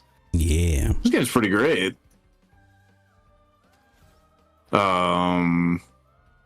Very JRPG, but they took a lot of elements out of JRPGs that make this a lot funner. Like, okay. My problem with Like all the JRPGs, weeby crap. all the weeby crap. Well, my problem with JRPGs is that I've become increasingly frustrated with the fact that things are become more random, and at the very end, like, you to get some of these like crazy weapons or cool mechanics or whatever it might be, it feels like JRPGs are leaning more into like, oh, you gotta open this box that may or may not have it, or you gotta kill this enemy that may or may not have it, and you're just rebooting over and over and over again to try to farm it. Oh yeah. So that's lame. It's become a bigger and bigger problem. Does this have any of that so far? Because that is my number one concern with any JRPG nowadays. So you can you can grind stuff, but that's like Dark Souls, like resting and stuff, where all the enemies respawn. Yeah. So you can grind enemies out and you'll get stronger for it if you want to, but it hasn't really felt super necessary. I am playing on the easiest difficulty though, because I suck ass at hitting the counters and dodges and stuff. No, That's how I do it too. So I don't think it has, like, from what I've noticed, or from even comments made, I don't think it has like randomized loot for bosses. No, it's all the loot's all set in this game. Yeah, if you're supposed to get like a weapon from them, it's gonna drop that weapon. And it's got fixes for that. Like if you didn't fight the guy that drops the weapon, later on you'll find a different guy with a higher level version of that weapon, and then you'll have that weapon. See, or if you have that weapon, the weapon will just be upgraded. Yeah. Okay. Yeah. See, I 100. That's cool. I'm for it. I like the way they handle the loot. So it's, I mean, maybe I've missed some stuff. Definitely cosmetic stuff. I'm pretty sure I've missed some fights for that, because there's certain monsters that drop just cosmetic stuff. They're clearly optional fights. You gotta like find them in somewhere tucked away on the map. Yeah. I think Clair Obscura is a perfect blend of an actual like Western JRPG. Yeah, I think it's really good. The story is interesting, and I have a hard time getting into stories into games, but I'm actually kind of interested in the story. Interesting. Okay. I think it's a game that if you're even just like a Dark Souls player, you're probably gonna like it, even though it's a JRPG. Yeah. It has like a sense of being difficult, and the timing of parrying and blocking, which is extremely important. Yeah. Those are hard to pull off. That I think appeals to the Western fan base, even though it is a JRPG. Like I said, it's a good blend of a Western JRPG. It has a lot of things that like Souls people would like. Yeah. Okay. A lot of things that just JRPG people are gonna really like. Yeah, I mean, yeah, it feels like, yeah, it's like French Final Fantasy. Final French-asy. Final French-asy. All right, that's the name of the episode. And definitely, I like that it leans into the aesthetic as well. Like, I've got my character literally has a baguette on there. It's just one of the optional costumes. Yeah, that's too great. As French great. As possible. Yeah. Outrageously French. I was thinking about switching the dialogue to French. Oh, make it as authentic as possible. Yeah, I mean, just still do the subtitles in English so I know what the fuck everybody's talking about. Right. Have them hit us with the Shit. I might actually they curse do that. in French still. They do still curse in French. Nice. I've heard a few nerds get dropped. Nice. I find it funny and hilarious every time it does. It's really fun. Definitely worth a check out, and I'm glad that that Oblivion hasn't seemed to put a dent in that game's potential. Right. Because that's like a game I haven't played much, but it's a game of the year contender for me. Yeah. For Expedition 33, yeah, I'm having a blast. Yeah. Like I said, I put in about 20 hours before the podcast today, and yeah, I've been hearing nothing but good stuff about that. It's a lot of good stuff. I wish the windows were a bit more open on the parries and counters, but I'm a boomer and I suck at shit like that. I think there was it's more a me problem than a them problem. Yeah. Some wish for more accessibility option, which might even come later on. Who knows? Yeah. Yeah, maybe. I mean, they do have automatic QuickTime success on. Oh, they do. That's the pretty cool. Attacking stuff, not for the dodges or parries, just for the attacks. Okay. Or any other QT event. But yeah. Pretty fun, interesting, very interesting story. Not sure exactly what's going on, but that's slowly being revealed. A little bit of a mystery to it. Yeah, that's cool. But yeah, if you like JRPGs, except for how weeby they are, this might be the game for you. If you want a JRPG with a more like Dark Souls aesthetic, but not really so much. I mean, it's not like super punishing combat or anything like Dark Souls. But. Yeah. If you want a quick summary, it's like this clock gets counted down, and people of that age basically get killed off. Yeah, So- every year a number goes down by 1. And people higher than that age die. It's at 33 now. So if you're anybody age of 33 is dead. It's your last year. Yeah, it's your last year alive. Interesting. And so they're trying to end this cycle of like this clock ticking down and killing off. Yeah. Younger Send and expeditions out. This is Expedition 33 because that's the number on the tree. It's not actually the 33rd expedition. It's the 67th, I think. Yeah. Number started at 100. The number started at 100. Yeah. It's been counted. Every year it goes down by 1. Leaving a younger and younger population behind. Yeah. Yeah. Okay. That's interesting. Pretty fascinating story. It's and it visually has a lot of mix of Final Fantasy / like Dark Souls. Especially with its like timing and stuff. My God. Oh yeah, you do have to actually like learn the attack patterns and to get like especially the parries. Like the window is really narrow on the parries. It's one of the few games where I have died so many times. Oh yeah, I saw you hit your head on the wall for a little while on one thing. For like JRPGs specifically. JRPGs are a genre that I find very calming because I can go grind out somewhere and be instantly better, but this one it doesn't really matter. There's not that much to grind out, and then like you need to be on your like parrying and dodging.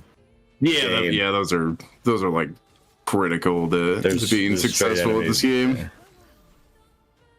Yeah, there's enemies who will straight just kill you outright if you don't do anything. Yeah. So it's fun and challenging in that sense. That's why I think it would appeal to like Souls, like people in a sense of all of that. Yeah. And aesthetically. The monster design's like really cool in this game. Yeah. Yeah, you can see my stream. I'm fighting some honestly kind of Dark Souls looking boss. Yeah. But I do like his design. That's pretty cool. Yeah, a lot of the monster designs are like weird and cool, and just the character designs and a lot of the mechanics too. All the characters got their own thing that they do. Amazingly in depth coming from like such a small group that made this. Yeah, this is their first game. Having like finished glazing this game, which go check it out. It's a must play if you like RPGs. There are definitely some problems that shine through from a like smaller dev team too. You can definitely feel like Unreal Engine's doing a lot of the heavy lifting for the game. It wasn't like my characters get stuck in places. It happens all the time. I've had 2 crashes in the 20 hours I've played. One happened while we were casting just now. So that hasn't been too bad for crashes, but I get stuck on terrain constantly in this fucking game. It's like the collision was not programmed all that well. There's definitely some like rough around the edges stuff to it. Yeah, not fully polished to there. Yeah. It's just some stuff that I'm used to from like higher quality, or I mean, I guess just like bigger games. Yeah. I mean, to insult this game's quality, what they've done with the team they've had is very impressive. Like, just the depth of mechanics in the game, been really, really impressed by. But there is some, there's definitely some like stuff that you can see, like, okay, so yeah, here's one of the corners that they had to cut to make this game. Understandable, since it was, what they did put out is pretty high quality. It looks great. Since I played that Yakuza Like a Dragon game, I'm used to like these kind of style of RPGs as well. Yeah.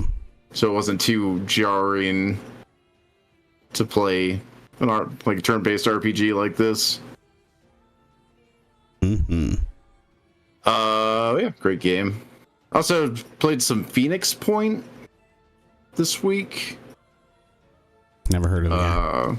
Before this game came out. It's an Xbox, or not Xbox, XCOM clone. It very much so wears its influence, honestly. It's what came out because XCOM hadn't put out anything.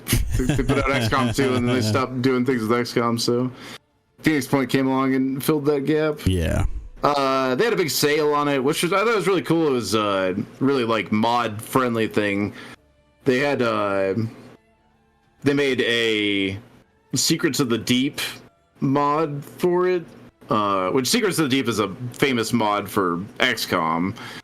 But they made one of those for Phoenix Point called Secrets of the Void, and the company put the game on sale on Steam when the 1.0 came out for that mod.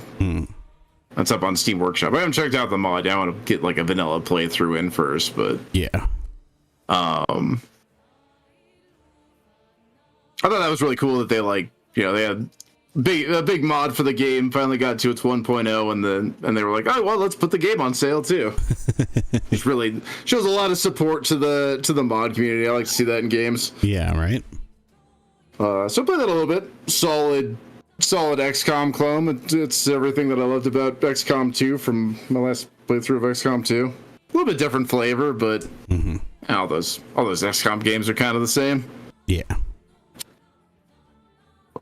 That one came out like 2001, so that's not a new game or anything, but new to me. I knew it existed, but at the time when it came out, I was like, man, I haven't even played XCOM 2. I need to do a playthrough of that game first. That's fair. What else? I finished the crime scene cleaner that I was playing last week. Oh yeah? I think I finished that like the day after our podcast. So I didn't have much left. That's pretty fun. Pretty fun little quick game. Go clean some crime scenes. There wasn't really much to do once I'd done the story of the game.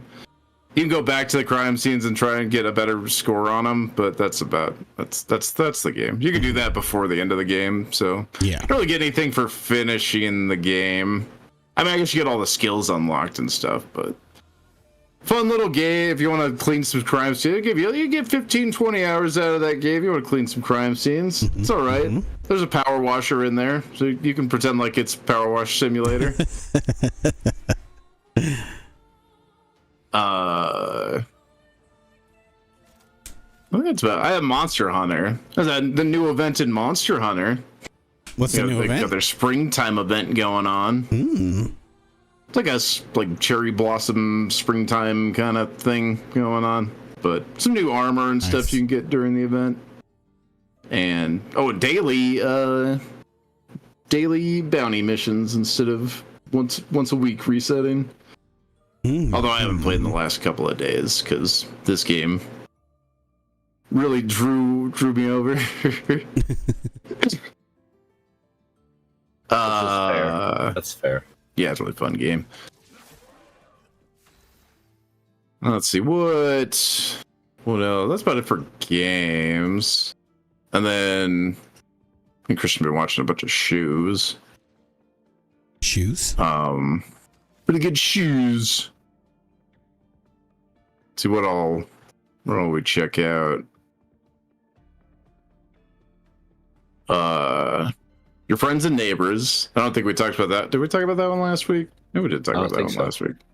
I must start watching that after the podcast last week. Friends and Neighbors, starring John Hamm playing Andrew Cooper, a character who has my name. What's my name? He plays like a former hedge fund manager who he gets kind of screwed out of his job and he robs all his rich neighbors to continue to fund his lifestyle. As you do. Yeah. It's on Showtime. Pretty fun. Mostly it drew my attention because I'd share a name with the character and I was like, oh, well, that's fucking crazy. And John Hamm's playing him, so even crazier. The perfect casting choice for me, I feel like. It's like looking into a mirror when I watch that show. How? Is it like a funhouse mirror? I'm very delusional. Making you look better? Like one of those mirrors in the cartoons, they give you like a 6-pack. Yeah, that's exactly right. That is awesome. It's like that mirror on Futurama that when Fry's trying out the underwear. Yeah, and it makes him look better because that's just what the mirror does. That's the exact mirror I was thinking of. Mm-hmm. I'm glad you understood. It was like that, yeah. So yeah, your friends and they were kind of interesting. Took me a little while to warm up. The first episode I thought was a little slow, but it's getting better. Yeah, I thought episodes in. Yeah. The second and third episode I thought were a lot stronger. Yeah, I'm kind of interested in what's going on. Mm-hmm. I almost finished The White Lotus. Now I was watching that.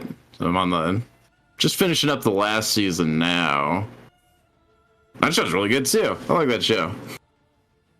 I've really turned around. At first I was like, oh, this is just like all drama, and now I'm just like, oh, this is all drama. But it's like that's like the heroine of drama. Like mainline that draw isn't. Nice. I see the appeal. I see what everybody likes. Everybody likes The White Lotus. Mm-hmm. I almost finished that. It's been enjoyable. We started watching The Righteous Gemstones. Mm. Oh, I watched the first season of that. Yeah, the fourth season is still like going on right now, but we haven't gotten that deep in yet. Gotten to the start of the second season. But yeah, what a great show. Danny McBride writing and directing and starring in and creating. Mm-hmm. It's really great show about terrible people running a mega church. Yeah, it's really good. It's on Max. Nobody calls it Max. It's called HBO. Yeah. HBO.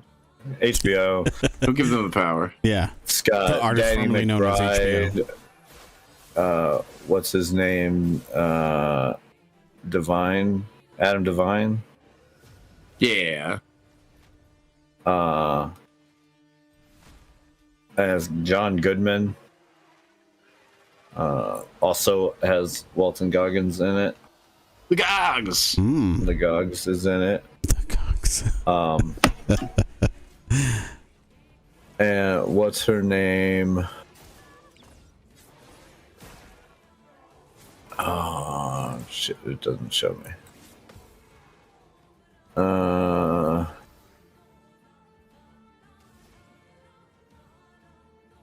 Eddie Patterson. The chick who plays the energy vampire, the emotional energy vampire, in What We Do in the Shadows. Oh yeah, I remember her. Yeah, Evie. Yeah. On that, yeah. And then she's in Brooklyn Nine-Nine as Debbie, the cop who ends up stealing a bunch of cocaine. Yeah, it's ended up being a super fantastic show about these like televangelists, mega church types. They're like super rich and kind of scummy. The first season is about Danny McBride's character getting blackmailed with a video. And hilarity ensues from there. All the side characters are just the best, but everyone does such a good job. Really fun.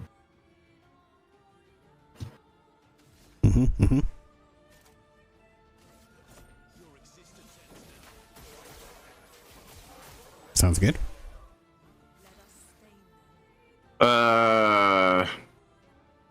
We're watching Yellowjackets with Christian, but we're still not even caught up to where I stopped watching that show. How far in did you guys get?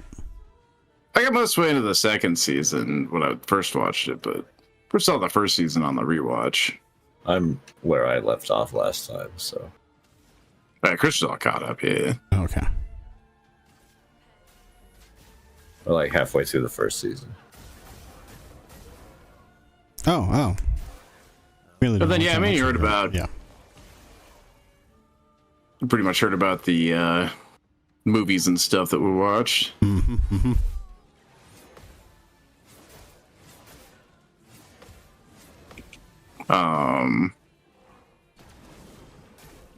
I think that's all the shows we watched. I think. I know I saved the gemstones for you and your friends and neighbors. Yeah. We talked about those ones. Great shows. We haven't watched the new episode of Lazarus because that's not available yet. But No, that'll be out tonight. Yeah. Oh yeah, we have been watching Lazarus though. That's been good too. Very Cowboy Bebop-y for, I mean, obvious reasons. From the Cowboy Bebop guy. Yep. Shinichiro Watanabe. Yep. He's a genius behind Samurai Champloo and Cowboy Bebop. Samurai Shampoo. Yeah, I think that's about it, right? I think that's all I did. Okay. TV and shows, yeah. I don't know if there's any games or anything else you checked out. No, I don't think I can remember. Yeah, no. Yeah. Nothing that Yeah, no, a few of them. nothing that made an impact. Just other little things, maybe. I'm sure, yeah. I'll think of something else. Did you Like, oh yeah, I watched this stupid short movie that completely forgot about. Played a little bit of 3D pinball for a second. Oh yeah. That's space pinball. Yeah, space pinball. I do play random games. Like I'll be like, I got like an hour and a half. I'll put on this game. Right, especially if it's something nostalgic. I'm like, oh damn, I haven't played that in a while. Play it for 30 minutes. Yeah, I'm done. Okay, good. Good to know I still suck at it. Right. Just wanted to make sure. Make sure something miraculous didn't happen and I got good for some reason. Mm-hmm. That Clair Obscura is making me do that shit. Oh, fuck, I gotta get good. It's so difficult. I wish there was a little bit more accessibility options on like when you're supposed to hit the dodges or like the timing cues. And from what I've noticed, a lot of them are like sound based. If you have the sound up enough and you're listening to the attacks, that's what I love. You can get kind of used to like listening for that, like the ching, you know. Yeah. If there's sound it's minor, correlates, and sometimes it's not. That. See, there's a good signal whenever you have to do one of the other ones, which is a jump. One of the other things you can do is jump, and there's always a pretty good signal of when you need to do that. Like there's like a little marker that hits up on the screen real fast in part of the attack. It's like, okay, I got that. If it did something like that for all of it, I could get it, but yeah.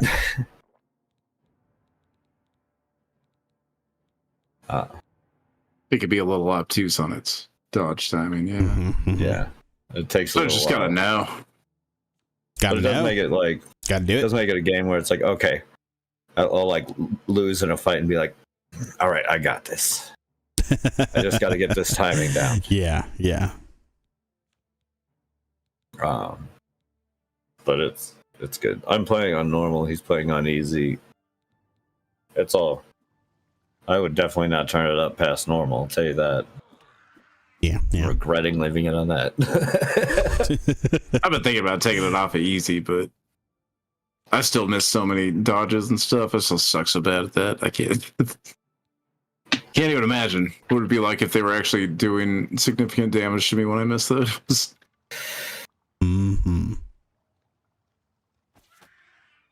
What about you, Frankie? For me, let's see. All right. First off, start video games. Been playing a bit of Oblivion Remastered.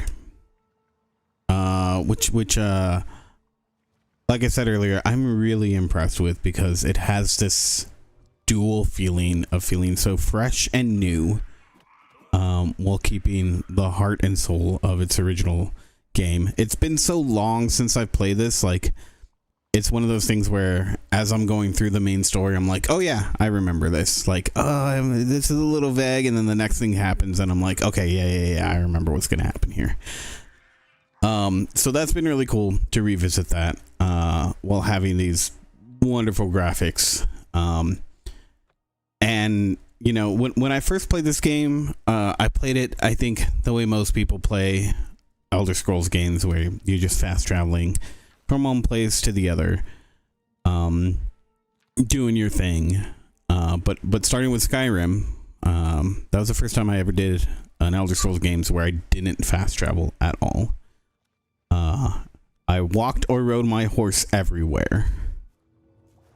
So that's how I'm going to take this playthrough that I've been doing on stream, that I started last night, actually. So what you're seeing is actually me doing my my hardcore run here, where I had the difficulty turned up to its highest value. I forget what it's called. Master, whatever it is. I don't know. I can't remember. Master. If that's what it's called. Legendary, maybe. No, Nice. it's either Master or Legendary. I can't remember. Which is fucking hard. Let me tell you right now, when rats bite you in two and tear you apart, and it takes you like 5 hits to kill a rat. Granted, these rats are pretty huge. It's scary. It's super scary. I'm so afraid of everything. And I remember when I did this with Skyrim, it was pretty fun too, and having a Khajiit to have that bonus punchability at the beginning was pretty cool.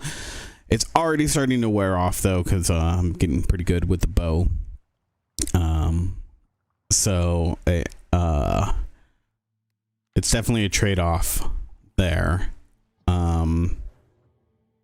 But yeah, like the way that they've evolved the menus while still making it feel like the old ones, and just the fact that, you know, again, all the graphics are all fresh and everything, but it feels the feel of the game is just so much original. It's this really interesting blend of, is it a remake? Is it a remaster?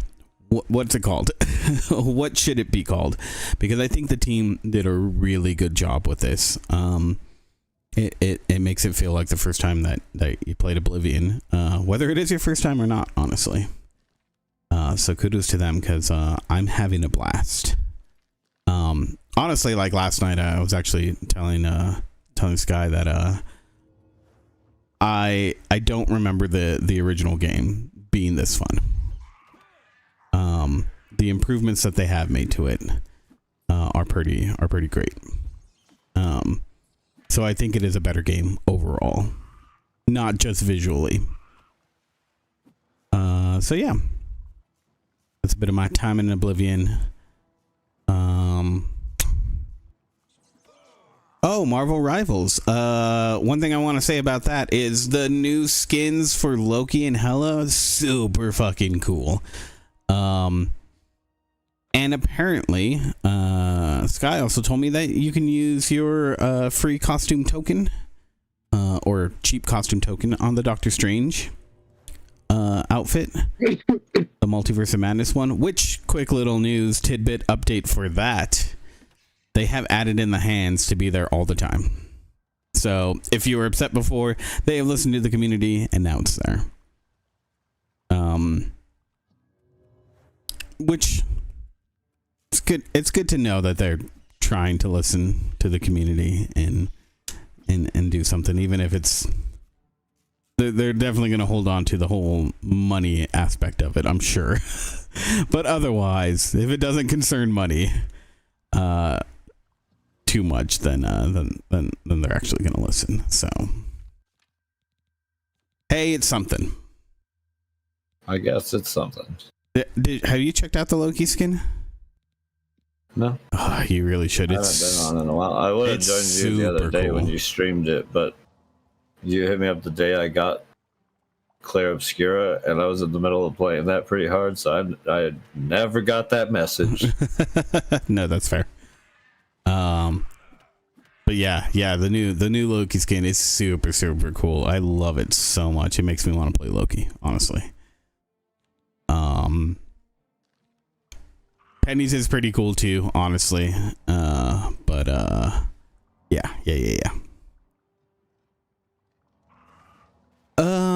Video games wise, I think that's it. Daredevil. Started watching Daredevil. Just the first episode so far. It's gonna take me a while to get through this because I'm watching it with Angela. I might start watching it with Sky. We'll see what happens. It's pretty slow. It was pretty slow. So that said, I feel like there's some hooks there. You know, it was interesting. I'm like, okay, I can see what might be going on with the story here. You know, I'm interested to see how they're gonna take it. It seems like they're set up for a pretty exciting second half. Yeah. The first half's a lot of setup. Yeah. I can see how it can be with that a few episodes to break that up. We like we'll see, because that was my problem. Well, I should say that was exactly my problem with the Netflix show. The Netflix show for me, each season just was too long. It didn't need to be that long, and so if I'm gonna feel like this 2 seasons could have been boiled down into one, then yeah. But I don't know. I'm hoping there's enough content there that it's at least going to make sense with the second season that there had to be all this set up. But we'll see. I'll hold judgment until we get to that point. And something I forgot to talk about last week. Sky and I watched Bad Times at the El Royale. Oh yeah, I've seen that movie. Yeah, it was pretty fun. You know, it's not like incredible or anything game changing, but it was fun. Yeah, it was enjoyable. So, it's got some names in it. Jeff Bridges, of course. Who? Jeff Bridges. You know Jeff Bridges? Never heard of it. Oh. Never heard of any Bridges. It's got the Chris Hemsworth, Lewis Pullman. He's pretty great in that. I liked his character a lot. Someone I don't really like, Dakota Johnson. But still, it was fun. I think most of them did a really great job. Actually, even Dakota Johnson did a pretty good job with the character. Oh yeah, and John Hamm as well. He's in everything, right? Yeah, I saw an article that said he still really wants to be something in Marvel. Who would he be good for? First off, should he be a superhero or a super villain? That's the question. Villain. Anti-hero. Oh, anti-hero. Okay.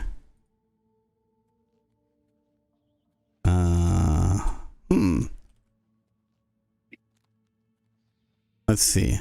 Who could he be?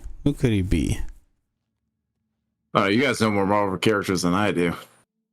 Yeah, Mario. Like, I don't. Oh, he's like older and handsome in the Marvel universe. Older and handsome. He could be Reed Richards. We already got our Winter Soldier and a Reed Richards. I know we have a Reed Richards, but he'd be a better one. Yeah. I mean, all the big anti-heroes, I think they've already been taken up.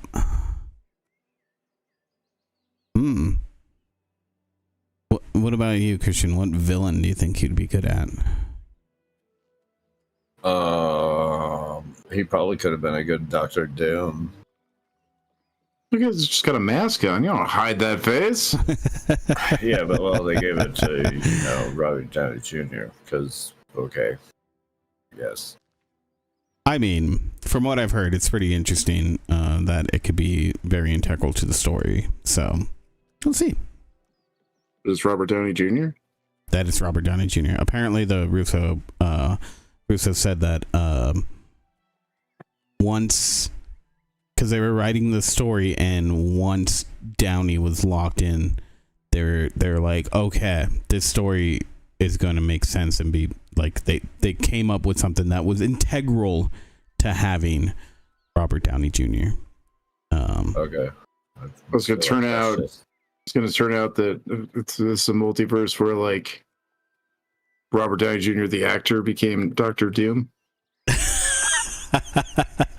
That's a new Some theory. sort of terrible acting accident. I like this. It's way better than what we had before. They're like filming some kind of superhero origin for him, but things go wrong. They couldn't afford the special effects, so they just like got actual barrels of radioactive waste. Dumped them all over. Oh yes. God, that makes me think of that stupid Taylor Lautner TV show or movie, whatever it was. All the powers of an actor. Hey, Xena can't fly. Told you I'm not. I told you I'm Lucy Lawless.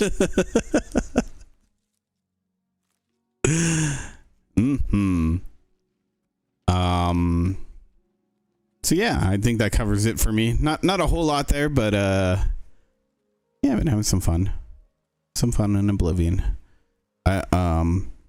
We'll see. I might try to split my time up because you guys have really convinced me. I've talked to a few people who've played what is it, Clair Obscura? Is that what it's called? Or just Clair Obscura? It's not like super open or anything.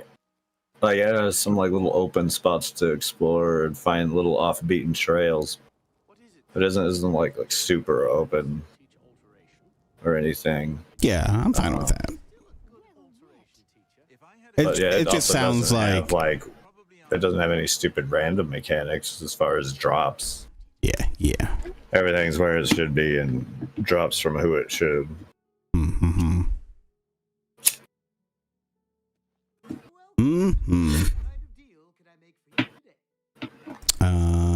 But yeah, so I'll probably check that out. Probably try to split my time between the two games and see. So yeah, it's good. Yeah, very fun, enjoyable game that kind of defies all reason. It shouldn't be this fun, but it is. All right. I think that's a show. You're a show. Well played. Thanks. That's all 8 bits. We're done. Did we finish 8? Yeah, we're good too. More than 8, actually. Gobbled them up. Yeah. Oh, it's a tragedy that we gotta go. But yeah, thank you everyone for joining us. It's been a pleasure. You can catch us here on the YouTubes, the Twitch, usually Saturday mornings at 9. Not today though. I put out an update though. Did you see? Let people know we'd be streaming today instead of yesterday. I did not. I tried to be proactive there since I wasn't feeling so hot. That's nice. That's good. Yeah, I'm gonna try to post more on the Facebook as well. Some fun stuff for everyone. And I'm trying to fix up our website a little bit more, be a little bit more accessible. I might not actually put the way that it has been with you kind of get like the last 5 episodes front and center page. I might just put a link to the podcasts. Please, if you're listening to us on Apple, Spotify, whatever it might be, I know there's a few listeners out there. Give us a like, rate us in some way. It'll help. Hell yeah! Push that out. Do all the good things. Yeah, do all the good things for us. Cause subscribe. Yeah. Comment. Tell us you hate it. Yeah, whether you like it or not, let us know. I want to try to do another more long-standing contest here in a while. Maybe. Oh, you want to do a month or two. standing contest, huh? All right, you're on. Who can I stand, stand the for longest? days. For days. Wow. We're about to find out. What's the longest you've ever stood for? I don't know. Let us know down in the comments. Right. But yeah, we'll catch you guys next time. Thank you again, and we love you all. Bye.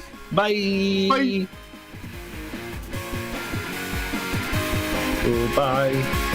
We gotta go. Cause it's the end of the show. So goodbye. We'll see you later. Goodbye. On the 8-bit show. It's a goodbye. Nerd.